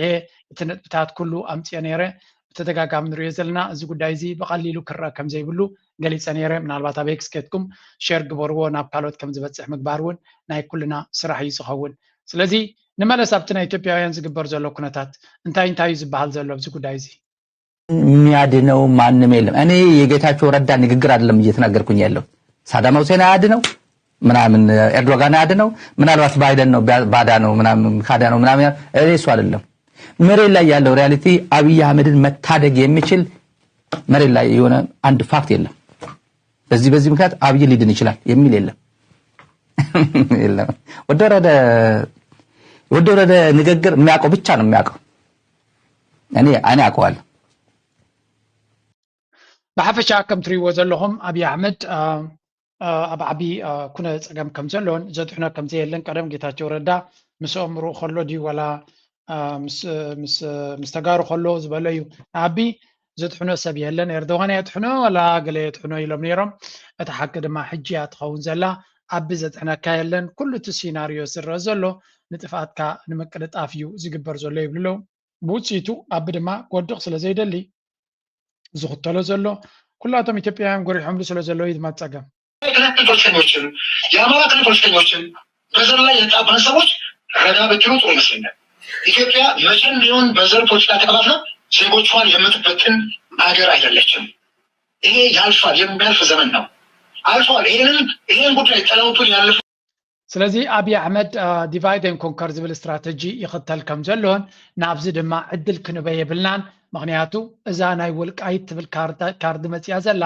ንኣምሓራን ተጋሩን ንምብላዕ ምዃኑ እዩ እሳ ድማ ብግልፂ ኣብዚያ እናተዛረቡላ ስምዑ ግን የገባ ጦርነት እንዲቀር አለመፈለጉን 3 ዓመት በአማራ ላይ ጦርነት ማድረጉን ሳሊቤ ስታደርገው ነበር አይደል ከም ትሪእዎ ዘሎም በዓል እዚ አልውላድ ዝበሃል ወላ መን ዝበሃል ባህላዊ ፆታ ኩናት ባህላዊ ፆታ ናይ ዝብል ዝነበረ ትማሊ ፈካር ሓደ ሰብ ሕጂ ድማ ምስ ብልፅግና ኮይኑ ሕግብግብ ክብል ዝቐነየ ብልፅግና ናይ በወዳታ ካርዱ ምስ መዘዘ ኣይተዋሕጠሉን ብልፅግና ሲ ኩናት ጠጠው ክብል ኣይደሊን ይብል ማስከ ጠጠው ኢሉ ይፈልጥ ንትግራይ ብፍላይ ሲ ዝገብሮም ዘሎ ግፍዒ ሲ ማስ ጠጠው ምስ በለ እዩ እቲ ሕቶ ግን ህወሓት ክወጥቁሉ ይደሊ ስለ ዝነበረ ምስ ብልፅግና የዋፅኣኒ ኢሉ ነይሩ ብልፅግና ድማ ንኩሎም እቶም ኣብ ጎኑ ክስለፉ ዝደለዩ ተጋሩ እቶም ናይ ባንዳታት ድብልዎም ንሳቶም ማለት እዩ ቤላ ገይሩ ፀፊዕዎም ዘሎ መስሓቅ ኩሉ ገይርዎም ኣሎ ስለዚ ናልካ ኣቢ ኩሉ ግዜ ንፀላእቱ ዝሕብር መራሒ ምዃኑ ምግንዛብ የድሊ ታገይም ኣብዚላ እንታይ ኢሎም ፅሒፎም መስለኩም ኣብዚ እቶም ካድረታት ናቱ ኤግዛክትሊ እዚኣ ታገይም ኣብዚ የስምረት ፓርቲና የኣብን እዚ ናይ ኣምሓራ ፓርቲን ናይ ስምረት ፓርቲን ናሓትዶም ክበኣሱ ጀሚሮም ይብሉ እዚኣ ድማ ታቀንዲ ገይም ናይ ኣቢ እያ እዚኣ ኣብ መወዳእታ ንኣምሓራ ንትግራይን ማንዋት ሒዝካ ናሓትዶም እናተጨፋጨፉ ክነብሩሉ ስለ ዝደሊ እዚኣ እታ ፕላን ናቱ ነይራ ሰሜን ናሓዋሩ እናተቐጣቐጡ እናተባልዑን ክነብሩ ስለ ዝደሊ ኣብኣ ተሓቢኡ ክነብር ዝደሊ ዝመስሎ ነይሩ እቶም ንሶም ንሱ ኣብ ትሕቲኡ ዘለዉ እዮም ዝባልዑ ዘለዉ ይተረድኦን እምበር እቶም ካልኦሲ መመንገዶም ሒዞም እዮም እቶም ኣብ ትሕቲኡ ዘለዉ ኣብቲ ብልፅግና ዘለዉ ንሳቶም እዮም ክባልዑ ዝኽእሉ እዚ ድማ ንኣብይ ኣሕመድ መሊሱ ሽግር ናቱ ከም ዝዓቢ ዝገብር እምበር መፍትሒ ናይቲ ፀገሙ ክኾነ ዝኽእል ኣይኮነን ብዝኾነ ብኩሉ መንገዲ ተመሳሳሊ መረዳእታ እዩ ዝመፅእ ዘሎ ኣብዚ እውን ስምዕዎ ببزح من قد حدا عين زرواينا نسمع زلنا منقص فيدرال مالات مونغو تقرأين أم حرام زلو حزون صبغ زي كون الركب عريخ قادد كنتاقوس كنوارا ناكم درجة عبن نسون نزدليو راوحة خد كاملون حسيوب خونس لزغل زي بلبي خرق لو زولو اكزاكتلي بلصقنا تبتخات بلو ابن هزب وصي زولو زلو مغلص ما لوخي بك نايت بروجكت حدا اكالي سلازي انا يلخون كبل مالتي تردي عند الله انا يلخون كم زي او تلخا نتي مسو زلو مستسرعه تطاوق زلو نيا محرا صقطኛ حيلي كم زي غورو لكم لخون مالوني زغون خوين ግን تي تخرتنا خون زلو كل غزي ناي مفصامن ناي مغصاصن ابلال تግራይ ناي طفات بروجكت ناي مقصال تخلو زلو تي سرعتي تبلصقنا زبال سرعتي ስለዚህ ወይ ትኩረትና ኾን ዘሎ ረጋ ሓደ ግዜ ኮም ተመኻትብሎም ወሪዶም ተምናህና ካላትኮ ኸይዶም ሙሱን ትላዘው ጌጋ እዚ በኾም ዚ ዝመጽ የለ عفشا تي تغار وريدوم زلو زيو መንግስት ኮይና ሕቶና ከገደፍና ኢና ንፈትሕ ምዕራብ ትግራይ መምላስ ተመዛበልቲ መምላስ ተመዛበልቲ መምላስ ማእከላይ መንግስቲ ተቃውሞ ነይርዎ ይፈልጥን የህወሓት زازربازيا نزي شيت ستورم يامصياتلو زلا حبي صرفن وردتن يامصياتلو زلا فدرال منغستي صقام كوينا يفلطن يبل زنبره صقام من مخانو غصكا ترحاق زبلو بزحات يم زلو ግን ولا كابكالون مخرخ مصو جميرلو ሳይ አሰም ቢዱኒ ክብል ፖለቲከኛ ጃዋር መሐመድ ገሊጸሎ ኣብቲ ኣብ ቀረባዋን ጀነራል ጻድቃን ገብረትንሳኤ እቲ ኹናት ኣብ ሓጺር ግዜ ክንውድኦ ኢና ምባሉ ዝጠመተ ፖለቲከኛ ጃዋር መሐመድ ብትሪ ነቂፉን ተንቲኑን ኣሎ ጃዋር ኣብ ዝሃበሪቶ ጀነራል ጻድቃን ሓደ ካብቶም ዝበለጹ ጠቢባን መራሕቲ ሰራዊት ኢትዮጵያ ምዃኑ ብምጥቃስ ሓሳቡ ዝጀመረ ኮይኑ እቲ ኹናት እዚ ኣብ ሓጺር ግዜ ክውዳእ ምዃኑ ምዝራቡ ግን ከም ዘሰንበዶ ይገሊጹ ጃዋር መሐመድ ኣብ መብርሂኡ ኹናት ብቆፀሮ ክጅመር ይኽእል እዩ ብቆፀሮ ግን ኣይውዳእን ክብል ይገሊጹ ኣብ ዓለም حصرت كونيم تباهلهم استجمروا وقعات ابا موداتا ግን ዘስካሕኩሕን ነዋሕትን ኮይኖም ዝተዛዘሙ ወጋት ከም ዘለውን ከም ኣብነት አጥቂሱ ንኣብነት ጆርጅ ቡሽ ንኣሜሪካ መሪሑ ናብ ኢራቅ ምሳተወ ነቲ ኹናት ኣብ ሓፂር ግዜ ከም ዘብቅዑ እኳ ተገለጸ እቲ ኹናት ን20 ዓመት ዝጸንሐን ትሪልዮናት ዶላር ዝግመት ዋጋ ከም ዘኽፈለነ ዘኻኺሩ ብተወሳኺ ፕሬዝደንት ሩሲያ ቭላድሚር ፑቲን ንርእሰ ከተማ ዩክሬን ኪየቭ ድሕሪ 2 ሰሙን ክቋፅራ ብምባል ነቲ ኹናት ከም ዝጀመረ ጠቂሱ ابن عنا زلنا أخوينا زلفو زلو ساتهم يوم أنا أسير نحفزكا نجددكا سراويت بدحيت كون كبتيت نوقعها كونا وج متاو تملوز بحال مسير كلاس كبر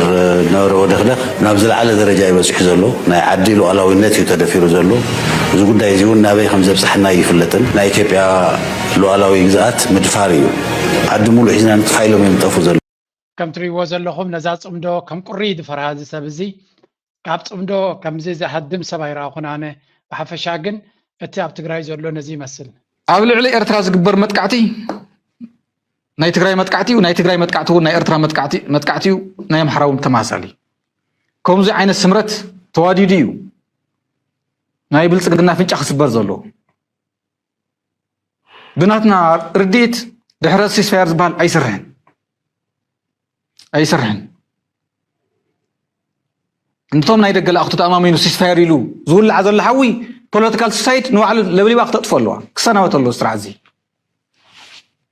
تبعتن جغننتن متسرن صمدم متنخارين زدلي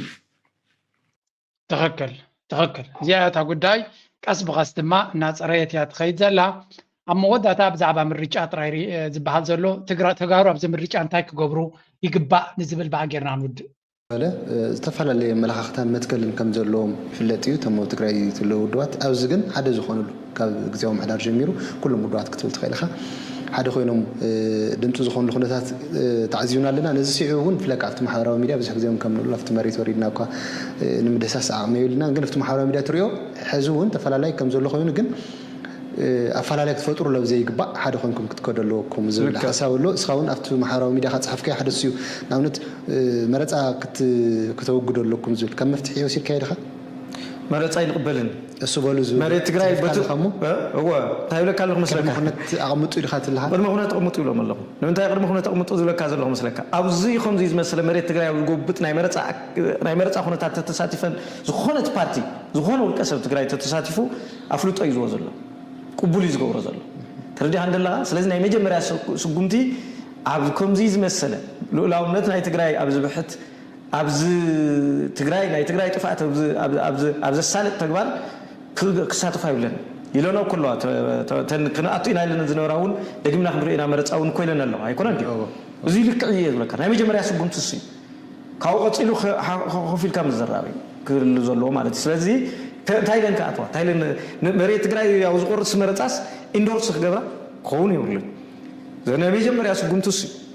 تي خون زلوا مالتي بتتجمير زلوا تردي عند كم زان رياض لنا أنا قدينا تقرأي حجي مجمع تنفش في شغل سلسلة زلوا نبير تراح نسجرينا نبير تراح نسجر كلنا علومي بحدا قدينا نسجر مجمريا سدما بزيان جمر. We Eritreans condemn the Egyptian government that is committing crime against Eritrean refugees. They are taking advantage of our young women by raping them and extortion. Being an immigrant is not a crime. Migration is a human right. Refugees should be protected and supported. Not بحكي وعروض غنت حفتنا كم زعينة كامبين إيرتراويان أبجبسي بزح صقم يقاتمون كم زلون دمت كن لهم كابز جبرزولوس أو يستبقسيو أنا والنزناتا رطب زخونة ملختي أبي إكسبوس جيرينيرة كيتكم شير جبرو نمحبر سب عالم نخفلت أولو نتقول دايتي زجبر زولو نتزجبر زولو تمنجس جبتي مجمريا فليتو تقلنيا سقمت نكوز دلو ساوعيت نجبر سلامتاي نسدتنياتات مقفع بحق استقل كلي بعالم لخاوي حق استقل كلي سلازي قبل نزجبر كتحزو تخليها بحقها من قدك تحزو بقبو من قدك تحزو تخليها كابا حليف كاجن الناس رات أخا محاز كبيديو عبزو قدايزي ولا من قصير تراون زخون يكون ستيتمنت انت زجبر نيرو تسمى بلا نجن نزيا قد ما بالي نزا من قصير تراز بالكوازربا زبالو سبات اللوجن حانت فيديو دما سمي اللغو من هالبات نجر حدا بزي كاب نردو وصاي سلا زخون النازلو كمي غير كسب كتحق استغل كمان كفيديو سلامن فتحن رهوان كل جزين عخا عند تمنو يا شباب كايرو اب كايرو زلخا من اسينا ارترا لو معلت تقبل يا شباب كم زغلاتنا نريو زلنا باكلنا ابو زلنا خلاتنا مالتي كم زغلاتنا نكاتاتلو زلنا زغاطم زلون زبحال زلون كله بحنسا بزعبون تقبل دلنا يا شباب بزحت كمان يعني ريتو خاي كان ليش ومش عارف ايش تبل سبات لهم بس انتايتي انا لو معلت خبلز دلي ما جمرتها نحن كم إيرتراويان نبيننا هنا نبز خير زلنا ويكا أبزي مريت قبس زلنا 5 سدتنيا مالتي 10 قلمال مليون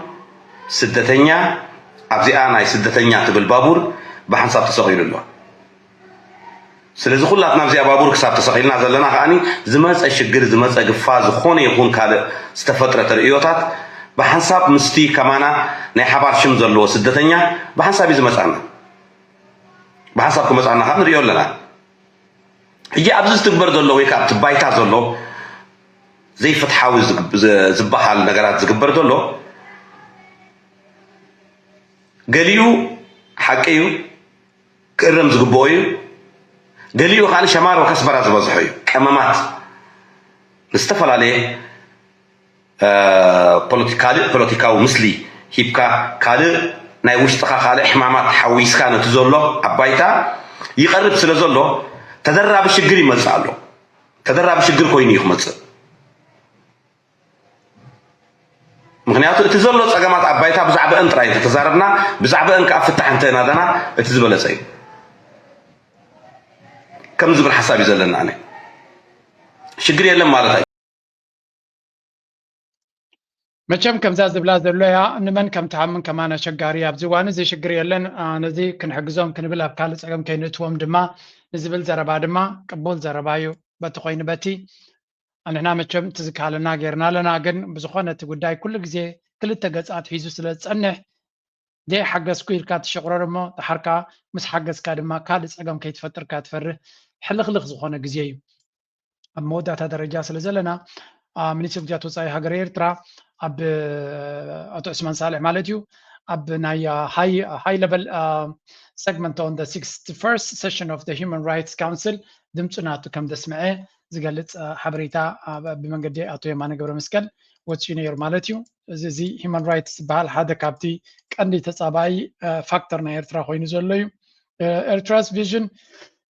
is clear. We firmly committed to building a prosperous and self-reliant nation in which foundational rights and freedoms, including the right to development, are promoted, protected, and respected. Na Ertra definition IT human rights bill sabat مثل ناي بناتنا من قد defines قبرنا يمينا مثل رسوس نفس مركوسا زبل أمرنا يكون طبعا سلزلنا دما كل تنقبره تقطعنا بعلنا معبيلنا نهزبنا نخول لزبي بزتمع عراري من قد كنبوينا نفتنا بليو زي ما قد زلو هذا جزيجن تنسخات دليو وينسخات حسبه كي قبل وصل زغلو تنقر يخبد مالتيو نغتر كانت إرترا بلانا مالتي كم جمرت على كعتز نبر كنترول كنقبرو تي سلست أربعة تقيدهم كم جمرت عمس إسرائيل كلامي إنسان مالتي نصوم le cattureve e non che amase qua curchia e non che masa poltosisa le catture verero e non che mubani gruppi e tramite praticamente grosso e non che هنوك دي أبزي أنا لو معلتي زنبرت يكون حدا معلتا قدم بيلي جنسمعو تعمي حيال سرح نيرو مالتي بلاس يافي شو تحويسو لحركة موداتا إسراك من ترترفو يوم ناي كيك ستيب تحويسهم لك زبازة حقن بحقرات كانت إرتراي زغلت نير توتا لك بلان ستيت كنسعر بلاس تي نبر نايتي نايبيجا كنقرب مالتي لك بلان كا ناتي بلان موداتا سبرينت لك مالتي قرب أفتا 800 متر أب كمجي حوسي إتوز ولا ترجع رخيبن ودي غنيرة أنت ريخايو أفتي فيديو مالتي كومبلين يكونن لك حقي زيا كومبلين يكونن زجهري وتيو هنوك أبي يلا مسيلكم أبزيا سيدون le catture e non che amase qua curchia e non che masa poltosisa le catture verero e non che mubani gruppi e tramite praticamente grosso e non أبزيا يكونن أقدم بيلا نسكل لا يدحينو سلازي أنا ريايا تا فيديو ناي بحكي زجهري وتيو سلازي زمتو عوت ناي بحكي نفع مخانو ولا تي كندي كومنت كندي بوست بزعبور ينيري سلازي أمينا كالنا ثانك يو هنو كم نعي مالتي لك ودي غنيرة تا ما نيجرو سعد فنو غينا مالتي لك عجن مسعري تسعيري مالتي لك أبزمنتها ثانك يو هنوك تنا إر تي في فيديوهات كتري ولا ممكن تصير كوينو كتصبغ واو it's beautiful so continue with that هذا جزء الكاميرا كم زي كونت أجمع نالبات التكاب ساتلايت دمتي إيمجسي دبلاشو but anyway أقرأت كانتا ناير ترالومي بزوح حوتها يمتأتنكن توددرنا غصالي خيس لزلو أبدا حنزو خون الرينج سلزلو كعقوسونا ما بقى بوينت نابلكم هاي لو مع رساب زغودي لايك قبرو شير قبرو ريتوغ من حسابكم قدف نابلكم مزياغ قد فكم أركام قلزوتا بدينا يوكيدنا كنتي وراراتو بتبعت مكيدنا نقوم راح أطول محمد خيرنا جمر قالسي إيرا وزعات يعني خلو سيرا حدمت جمر قدلي إيرا وحبو